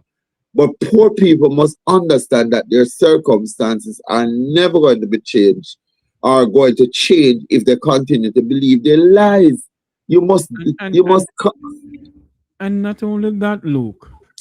If the people of this country continue to allow these two diatribes, those two political gang, one other and Klansman, to continue leading them and continue telling them the lies that they're telling them, my question to my Jamaican people tonight, both home and abroad, what side of Jamaica are you leaving for the next set of Jamaicans that are coming up? And I can tell you, I can tell you, Jeffrey Tavares, you care. Many of your listeners care. Many of these people do not care because big man have the money, same of the talk. This is the country of Marcus Garvey. This is the country of Samsha. This is the country of Paul Boker, Nanya the Maroon. This is a country that has left a clear example of how them beat your battalion, treat you like them white counterpart, but these are the same person. Look at what Darrell Vaz went down in the constituency on election day, and till the woman have to tell about him mama. And here how Darrell Vaz was talking, and you like to ask this question: in what modern democracy that would Jamaica? Because what modern democracy this thing were Jamaica democracy, because my thing was that I was so proud of that woman, but I also was concerned that them would want to dead her because like Mr. Granville who says Buju was marked for death. Anytime you're talking at this country, you know, and you express your own intellectual capacity of saying that this system is rigged. It is rigged, and people are going to suffer because when you're going to ask the Mark Golding buy out FinSac and you have a story of a prime minister, you can take 30 million US. I never remember I said you will take that a million. This is the way you're talking and $100. You can't tell me say you can't forget say you borrow 30 million from a bank. So you can't tell me. Of course, I can remember. Then somebody, of course, you can forget. One of Jamaica's prime minister, don't forget. What do you expect? And then you take you see in ball where down in a Trelawney, where if God never helped him, he could have run so fast and he could have go represent us. I'm here And when me hear people like Dr. Gale come and talk about where in the world you have the 3 fastest men and the fastest one. Did you remember the story of Merlin Otti and why she is running for another country? Did you remember that girl who came from country and had to sleep at Central Police Station? And when we look on the national disgrace in the people's house, because a tenement yard, I call it a big yard, down Duke Street. When me about Cuthbert, Juliet Cuthbert, I'm think of how Merlin Otti was cheated in Jeffrey. Yep. This country disrespected and treat Merlin Otti as if she's not a Jamaican. And even the athlete themselves, in their victory, you never really hear one of them say, I owe this to a Merlin Otti, that when she never have no big sponsor like Puma and done so, did a run for Jamaica and was brand screen. Me not talk about the national disgrace when in the parliament when they on phone and tell people which part of them mother for go under, and then you know gonna see her come forward and talk about and if I ever see her, I take off the whole of my clothes and tell her which part of sure. Let me tell you something. People are disgraceful. Juliet, they have honor. Them have honor them have honorable before their name, and they are a national disgrace. Juliet Cuthbert Flynn do not fit to be called any honorable. She's a national disgrace. She's a disgrace to the women of this country. She's a disgrace to the females of this country. She's a disgrace to the young girls of this country. You notice, Pan, you notice that nothing that Andrew Holness does, you never hear a labor right broke rank with him. Instead of them go, and when you hear a little piece, they did win the election, but we have to put you Andrew because Andrew was Siaga baby. And this is what you hear. Needs them anything them say. I saw it go. But tell me, Jeffrey, why is our hospital still in shambles? Why in 2026 you have high school you know why, Luke? You know why? Because the Jamaican people have this thing in the back of their mind that them band consider mama pitney mama and pupa a PNP or JLP, and they would die a member of the PNP and die a member of the JLP. So the politicians of yesterday and today realize that the Jamaican people cabezo, termite eat out their cabezo. So they're gonna continue taking the Jamaican people for a bunch of idiots. And they shall suck us like ticks. I will say this tonight and make no apology. Andrew Holness will continue sucking the blood of the Jamaican people body. And do not be surprised if election called tomorrow morning, the same people who are suffering in this country will put him back in. And again, I tell you, I said that a Stockholm syndrome, you know. That a Stockholm syndrome, that is when you know say that person is basically the one where literally suffer you. And you get to a stage where you just accept that, because even now, Jeffrey, in a Jamaica, me not have a problem with a woman say if the man not beat him, if the man not beat her, him not love her, you know. And if you notice, if you notice, downtown, the girl will get beaten downtown will walk with her scar and say, you see, that's how you know, say Jeffrey love me. He give me some cat I want pin. Uptown, you put on the rouge and you put on the makeup, but as long as you know that the man can maintain you and the pit and the lifestyle where you live, you know, man, say, I adore you walking on. And listen, there were prime ministers who their wives had those scars. So this country has always been run by some people who run the country with tyranny. And they run the country with fear. And one of the fear that they're running the country with, and if the elections are called, the JCF members will go out and vote strongly for the Jamaica Labour Party. Because hear what? This power that they're wielding, let me tell you, man, in the land of the one-year man, the police are king. So you now hear nobody I got talk say the poor people are going to rise up like the European and ask that you have a Magna Carta agreement between the aristocracy and the poor. That if we don't rub it too hard, we are going to fix on a business. Let me ask a question, Luke. You and I have gone through the little part of the 1970s, 80s, and 90s. Would we ever see a Jamaicans, I should say, get up from Negril Point to Moran Point and call for better governing in this country, call for Jamaicans to stand up and say no more to the senseless killing of the Jamaican people, no more to corruption, no more to nepotism, no more to cronyism? Would you ever see that in this country, Lou? Yeah, you're going to see it. You're going to see it. It's going to get progressively worse. But hold on for me.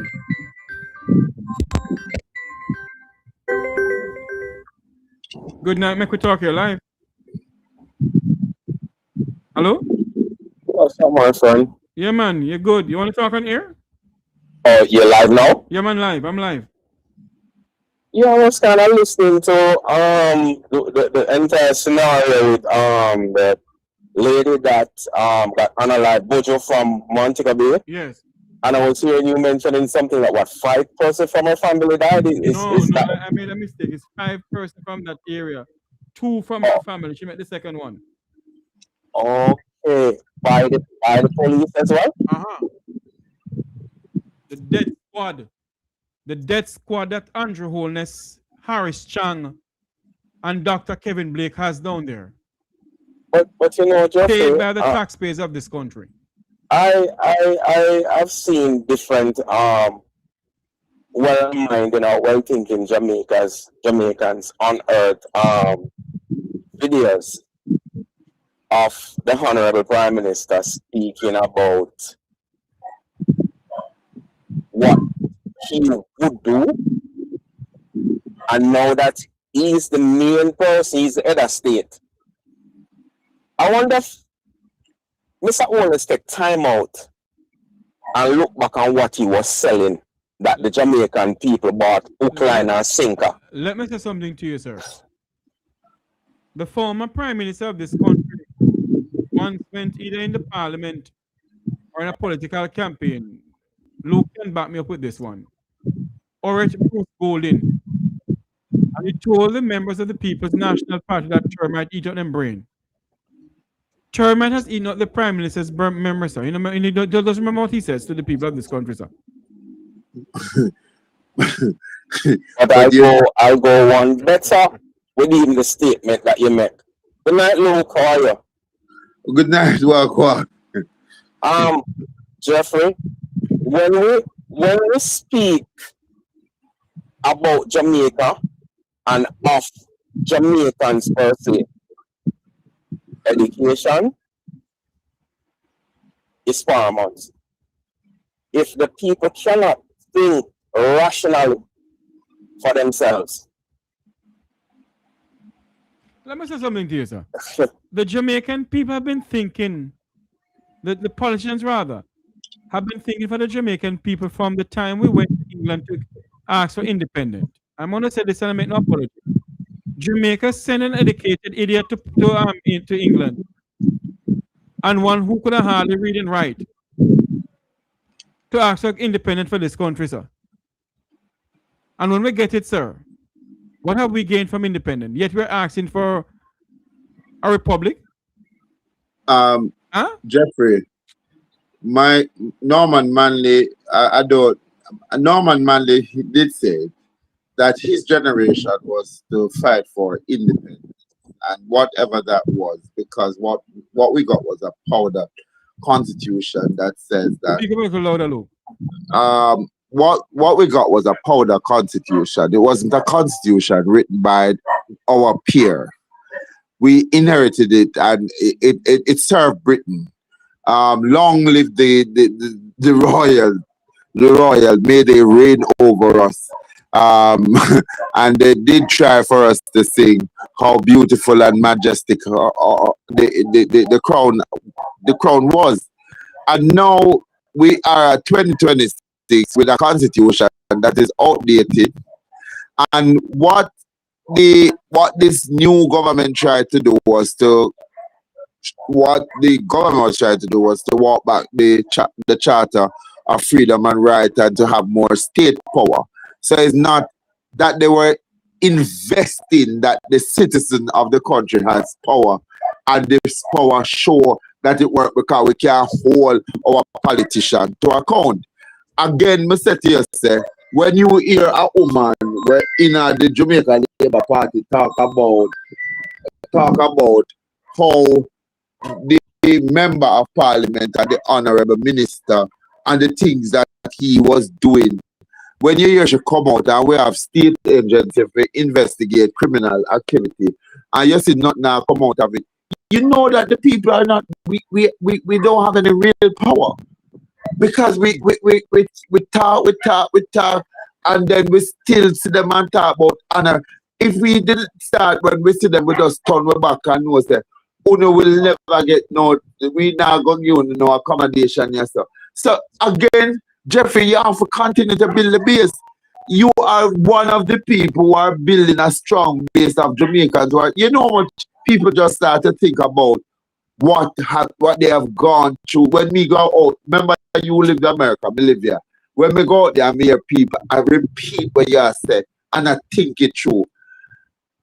I remember one day, one lady she gave me the Jamaica Labour Party booklet and their achievement. And I just laughed the backside. Because when we see how much bus them say them buy, I know the bus them can come. People are waking up to the reality that politicians are not good. What I do not see, that their actions are going to drive them to go out and ask for a politician to do. So I see this blogger who is saying that he wants people to sign a protest and he wants to unseat the government of Jamaica. And all of a sudden, here what turned me off. He might go run candidates in the next election and him straight to God say, the people that reach us out. As somebody knows that education sometimes limits we. It only prevents us from eating our shit because we obviously don't realize the country is not ready for a third party. What you must go out there and do is do things in community that are impacting and improving the life of the people. That when you don't offer even say, I want to run.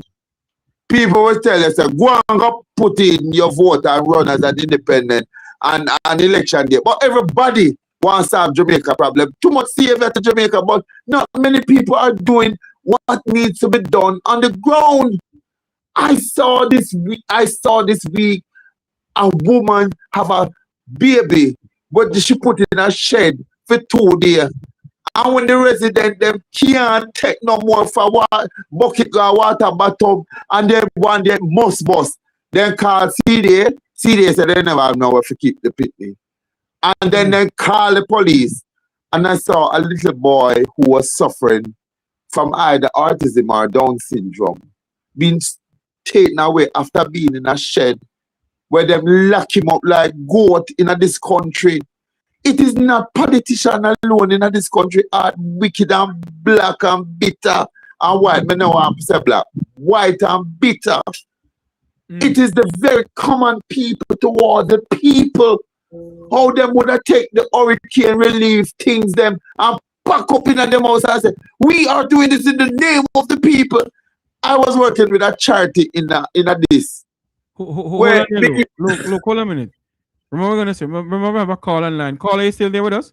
Yeah, I'm understanding the point that Luke George is making. Go ahead, Luke. When them bring down the food from foreign and pay shipment cost, because me I tell you say sometimes I don't know what education to some people. They are basically educated duds. Jamaica went through a natural disaster, but not every aspect of Jamaica did lack of. We have manufacturing company here who produce them, but plus them bringing things from people. And then they not bring food coming here. And then when the food that comes through, you go back to foreign. rats start to yam the food. And then I have big joke about, oh, did you see the louses? And you went out and give to Jamaican people the contaminated food. In the name of Jesus Christ and the church, you went out and gave to the Jamaican people contaminated food and say that you are doing something for the people of Jamaica. Luke, when we see you up here dash where Jamaican and where there's somewhere you put on the sticker and you put it the white something you gonna send mushroom come down here come get people and milk will expire. So what happened to the Jamaican product them where they still there where you could have buy give the people them? You give them 8 bag of peas and 16 bag of manna pack rice. Well, on the thing it said, feed my starving children in Jamaica in a 2026. And then I say, on the come down here for help poor people. You know how much of them charity there, pilfer of most of what them get, and the people them not get nothing because all the hell them down in there in a Montego Bay. Only spend so much money are coming out the country. They brought the people them bring down an architect from the man come from Sweden to come to Jamaica to talk about building. So what happened to the Jamaican architects? What happened to the strength of the Jamaican people? Jeffrey, we have a lot of re-socialization and advocacy that we have to do. I am not going to say the Jamaican people because many of us were born in Jamaica, but we're not Jamaican. But what I'm saying, the conscious people that you have listening to this program, Jeffrey, we have to move it out of your studio and put it into a thematic working organization that is bringing about the change. Or we can't expect those who are benefiting from the suffering of the Jamaican people. I stood up out in the rain in Mount Salem, in Montego Bay, in the distribution, and watched hundreds of Jamaicans. Some of them lie and wicked because them get and them just attack and them just attack. But I knew that there were people out there, and I stood up in the rain. When I see them out there, never really have any umbrella. No, me couldn't put on no umbrella. Me wet. Look. Yeah. Let me say this to you real quick. And I realize this from our own people. You see, when a lot of us as Jamaicans, whether with educated elite or you're street smart, I realize that when a man end up, I come from poverty, and in taste what success is, on whatever level, him not carrying nobody along with him, you know, because there's no way him gonna end up want relive and taste what poverty is. So by any means, modern day Robin Hoods, that's what it is. That's what it is. Everything that you're saying, you're totally right. And we end up will speak on a lot of things. The healthcare, still at hemorrhage. Education, still at hemorrhage. Tourism, still at hemorrhage. But yet still, these people will come out and pull the wool over. The fools, I say the fools is just the same. You understand me? Because you have too much sellers. And no buyer. And no buyers. You know something to call her? As we're going to wrap up now because minutes to 10 o'clock. You know something? You see, if the people of this country, sir, do not... Hello? Are you hearing me? Yeah, I'm here. Yeah. You see, the people of this country, sir, do not stand up and look within themselves and check from 1962 to 2026. What have the Jamaican people gained from these two political tribes, these political gangs in the parliament who all I can hear member, or you can hear or you can hear one Mrs. Point of order. I can hear Mrs. Warmington saying, no, the standing order, this is standing order, that. Jeffrey, but you know what? Hold on for me, Luke. Hold on for me, Luke. Until the people of this country come to the reality that the change that we seek in this country will never ever come from the two political gangs in this country, then I'm sorry, Jamaica will not be better off. Until we demand a government of the people, for the people, and by the people. Until we, the Jamaican people, stop think that these politicians are our gods, are demigods, and stop referring to them about what boss, give me something, the boss or bro God. The Bible say, no, you shall have no other God but me. And remember, I tell you, I said it last year when Beryl came. I said, listen to me, you not see nothing yet. Melissa came. Melissa come and gone. As I stand here or sit here tonight, I love my country, and Jamaica will always be my home. Disaster can hit here too. But there is something looming in the winds. I'm going to rock this country called Jamaica. I remember one Monday morning I came on this program and I asked God to shake Jamaica. The Tuesday morning I got a WhatsApp from a well-known individual in Jamaica and said, Jeffrey, you know, so the earthquake hit the country. Remember, I tell you and Luke George Cook tonight, the 26th day of May 2026, there is something looming in the winds. I'm going to shake this nation. Go ahead and have fun. Both you, Luke, gone. Luke? Hold on. Luke? Well, Yeah, may I hear you? Yes. Caller, is still there with us? yeah, I'm listening. Luke, I'm making final comment or whatever. I'm Luke, listening. make your final comment and then we can have the caller make his final comment. No, caller, you make your final comment then, Luke. Yeah, I'm just saying we're in May, and I know we're coming up to the rainy season. That we've been getting on and off rains in Jamaica. Another hurricane season. There's no resolution with a lot of things pre-Melissa. So I'm just saying we just need to brace ourselves. But you what, caller? You know where the King James version. You know where Proverbs 14 and verse 20 say? This famous book that the church has used to continue the slavery of the people. In that line, it's so profound. The poor is hated even by his neighbor, but those that are rich have many friends. And it speaks true to power that Jeffrey, the people who have been abused will not go out and say, me want Jeffrey Tavares to represent me, because that the man that prove say him have a commitment to the people. If tomorrow morning you hear say Luke George around for politician down here, you know some people are gonna say, I throw him more money, him broke, him hungry. And the same people, our people, I will say this of them, they are the first to criticize and tell you about how your intentions are wrong. Because even now me there I watch people, I use the adverse possession. I take land and all, one family take 7 lot.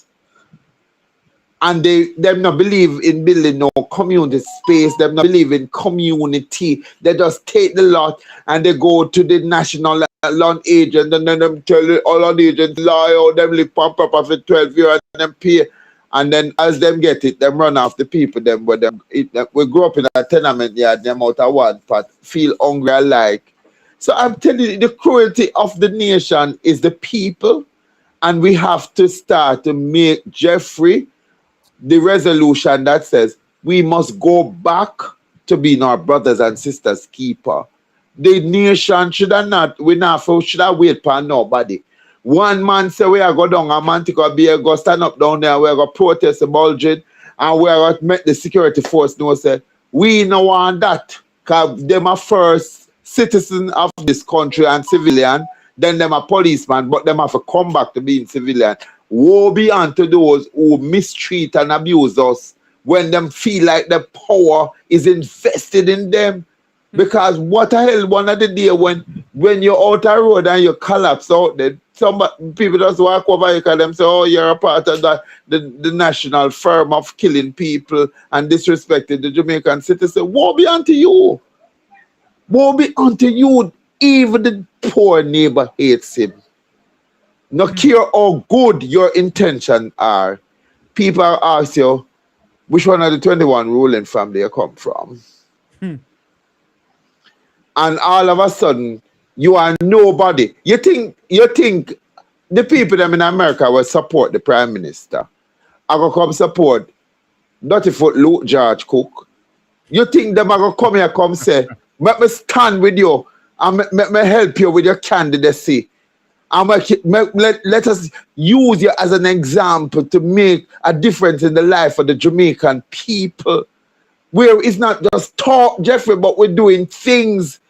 We're doing things because right now, me see what necessary for we have national mentorship program of the Jamaican young men, because something Jeffrey tell me said they have been so beaten down that them not see no value to their life.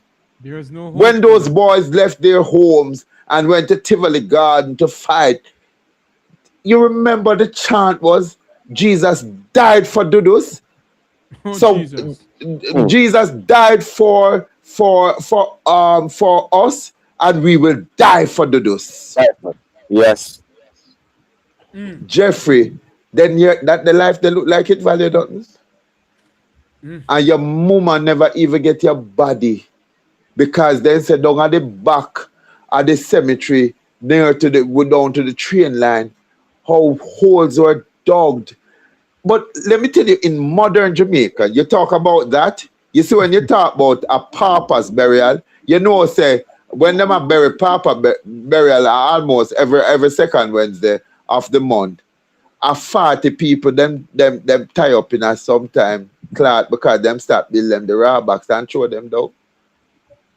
You know something, Lou? You see how some of them in the parliament dead and can't dead? You're there in a parliament, but me I tell you, say, look how long some of them go there because they know, say, I just talk and then they there and then not serve. People go there and all sick and Hello, Luke? Luke?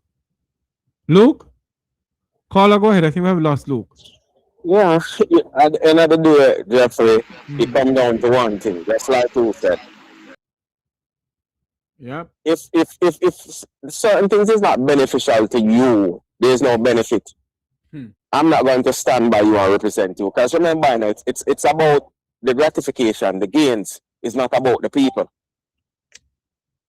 And just like we said, the Prime Minister say came in with nothing. And all that he has gotten is on the back of poor people.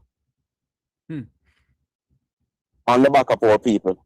So, you know what I mean? Look at how when was it the lady on their side that came out and was talking about that Raytown division there and whatever the case that she didn't want to be a part of. Yeah. Look at, she came out and said some damning things. Is there any investigation that come into that? 9-day talk, it done. Sweep under the rug. Nobody want to find out if the allegation that was made against the member of parliament, is it so or it is not so? And to be honest with you, Jeffrey, I can tell you that some of those names that lady had called when she was saying people end up running come a foreign and you know what people end up doing, whatever the case is. There's a lot of merit to the stuff that lady was saying. Of course. A lot of merit. But remember, now head now go roll, there's no accountability. So guess what? Nobody wants the truth to come out. So whatever it is to cover the truth, that's what going to happen. Yes, yes, yes. You know, look how simple it is. The agency there, they deny it. the company, the mining rights, what the Prime Minister did. He approved it. Why? Because he stand to gain personally from that. All right, my friend. Not thinking about the people, but hey, yep. We keep on working and we keep on rolling. We'll talk. Yeah, man. We'll talk indeed. All right, yes. Luke, welcome back to the program, Luke. You hearing us, Luke? Lord, I'm not hearing Luke at all. Let me take a quick commercial break here before I go off air. I want to get Luke, but I'm not getting him. Hold on, let me play this before I go. Let me do this. Let me play this. Uh-oh, what happened here? Just a moment here, please. 3 years.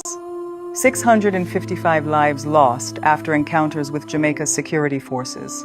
Behind every number is a mother who never stopped waiting at the gate, a child left asking why daddy never came home, a sister forced to identify a body instead of planning a future. From 2023 to 2025, the bloodshed rose sharply, 155 killed, then 189, then a heartbreaking 300,025 alone. The numbers climbed, but so did the grief. Among the dead were at least 60 people struggling with mental illness, sons and daughters, who often needed care, compassion, and protection, but instead became statistics. In communities across Kingston, the sound of sirens and gunfire has too often replaced peace. Families say goodbye in the morning, not knowing it may be forever.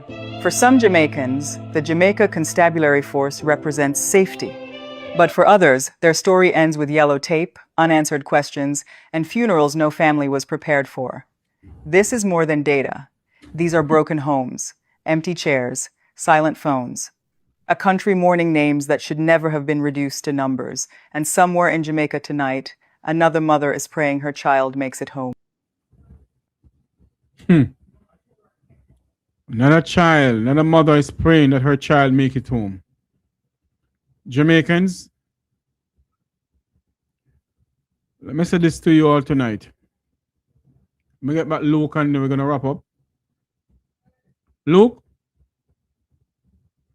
Luke, you hearing us? Okay, we're not hearing Luke. My final word to the people of this country tonight is we got to stand up. We must stand up for what we believe in. It cannot be that we're voting for parties and not for policies in this country. And how many more Jamaicans must be unalive in this country by the security forces before we, the people, demand justice and accountability? May God bless you. May God bless our island home, Jamaica land we love. We must remember one thing, that this nation, this country of ours, if we, the people of this country, don't demand accountability, and demand a government of the people, for the people, and by the people, then may God help us. Because from 1962, we have been swapping PNP for JLP, JLP for PNP. Look what this look the state of what this country is in. And all we do is blame each other. We must stand up and demand that this country can't continue this way. How many more of our black brothers and sisters must become target practice for the Jamaica Constabulary Force? How many more? How many more Jamaicans must become target practice in this country? How many more of us? And we're going to get up tomorrow morning and hear of the senseless killing of the security forces by the citizens of this country. The senseless killing of innocent Jamaicans by the security forces. And it's only under public pressure that this Prime Minister Bowen ended up saying something. How many more? My fellow Jamaicans, Something is looming in the wind. Something is looming in the wind. And all we have to do is pray for this nation. Because something is looming in the wind. Something is about to happen. May God help our nation. May God help where we are living here in the United States. Something is looming. May God bless you all. May God bless our island home, Jamaica land we love. Remember to like, share, and subscribe to the Mek Wi Talk Jeffrey Tavares YouTube channel. Until tomorrow, have a great night, everybody. Good night to you all.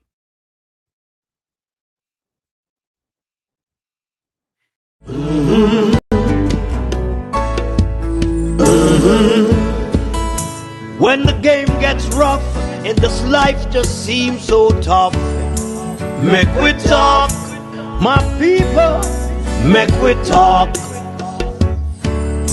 When this town becomes an ugly place, don't let it erase the smile from your face. Mek Wi Talk, people, Mek Wi Talk. Conversation is the key, a guiding light for you and me. Spark a talk and you will see. Conflict solver A to Z. World leaders master the art of self-defense just by talk. So people, Mek Wi Talk. Hey, we're living in a world that on ourselves we must depend. Mek Wi Talk, people.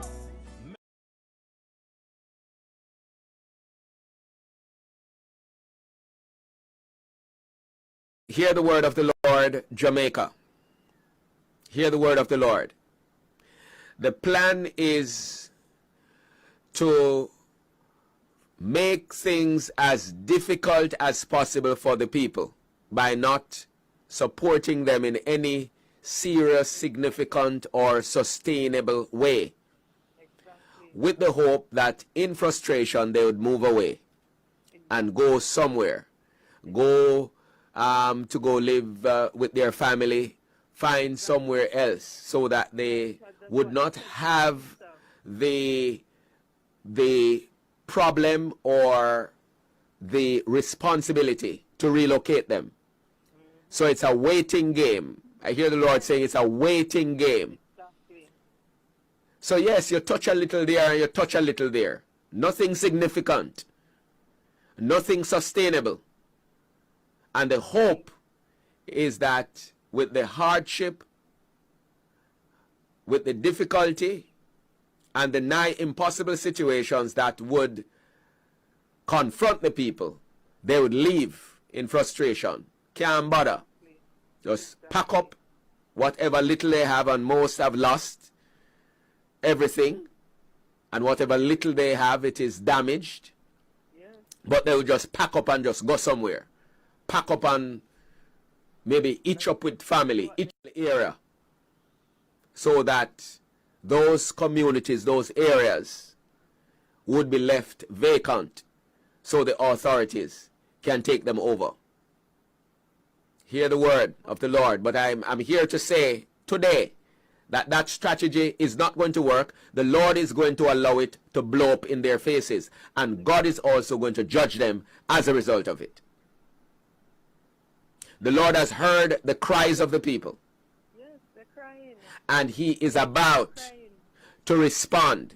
But also woe beyond to those in Westmoreland and St. Elizabeth who are rapacious, greedy, like the hardwares and those places, those involved in price gouging, yes, profiteering and so on. Those who have been stealing, not because you really have to steal, because some of you are stealing out of greed, and stealing is never right under any circumstance. Those who continue to be involved in wickedness, even though you're suffering, but you're still involved in wickedness, the Lord is still going to be judging you. but his anger, his wrath will be coming upon the oligarchs. And among them are politicians.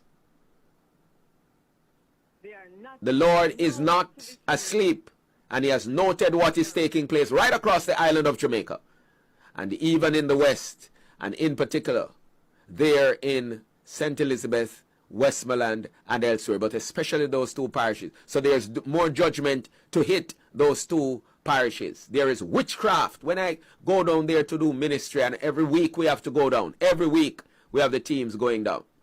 Every week, at least 2 times per week. Most times 3 times per week. The high levels of witchcraft, revivalism, and then immorality. You see what is happening in the different areas. They have the strip clubs, and you wonder if it's the same persons who were running all over the place before. During the hurricane, immediately after the hurricane, their hearts have become so hardened. You saw what happened, Mr. Clark. You saw what happened with the carnival, so-called carnival. Thousands of them. Where did so many people come from? Under the guise that it is going to cause them to prosper. That carnival bring prosperity to Westmoreland and St. Elizabeth. The devil is a liar. You better repent because of what is up ahead. So if you think Melissa did damage, worse is up ahead. I'm going to say it one more time. Worse is up ahead. And I'm going to repeat the prophetic word that one of the reasons the people are not receiving the kind of help that they should have got, saith the Lord, is that the authorities, they are hoping that the people out of frustration will just left their land. Just leave it,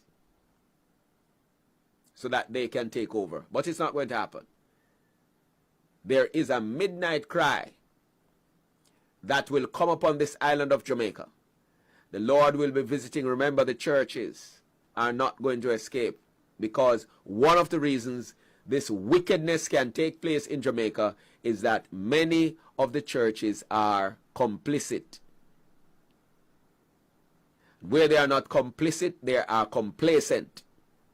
Where they are not complacent, they are klearos, meaning lukewarm. The same word from which lukewarm comes there in Revelation chapter 3. They are donkia, them don't care, they don't care, them donkia.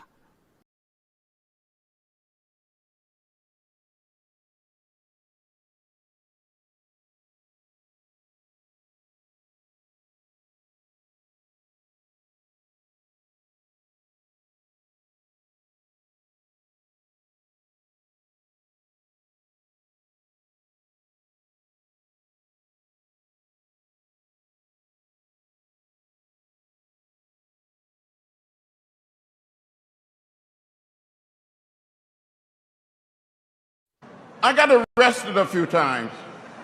During the 60s, I went to jail 40 times. Since I've been in Congress, I've been arrested another 5 times. And I'm probably going to get arrested again for something. I'm not suggesting that any of you should go out and get arrested. But when you see something that is not right, not fair, not just, stand up and say something. Do something.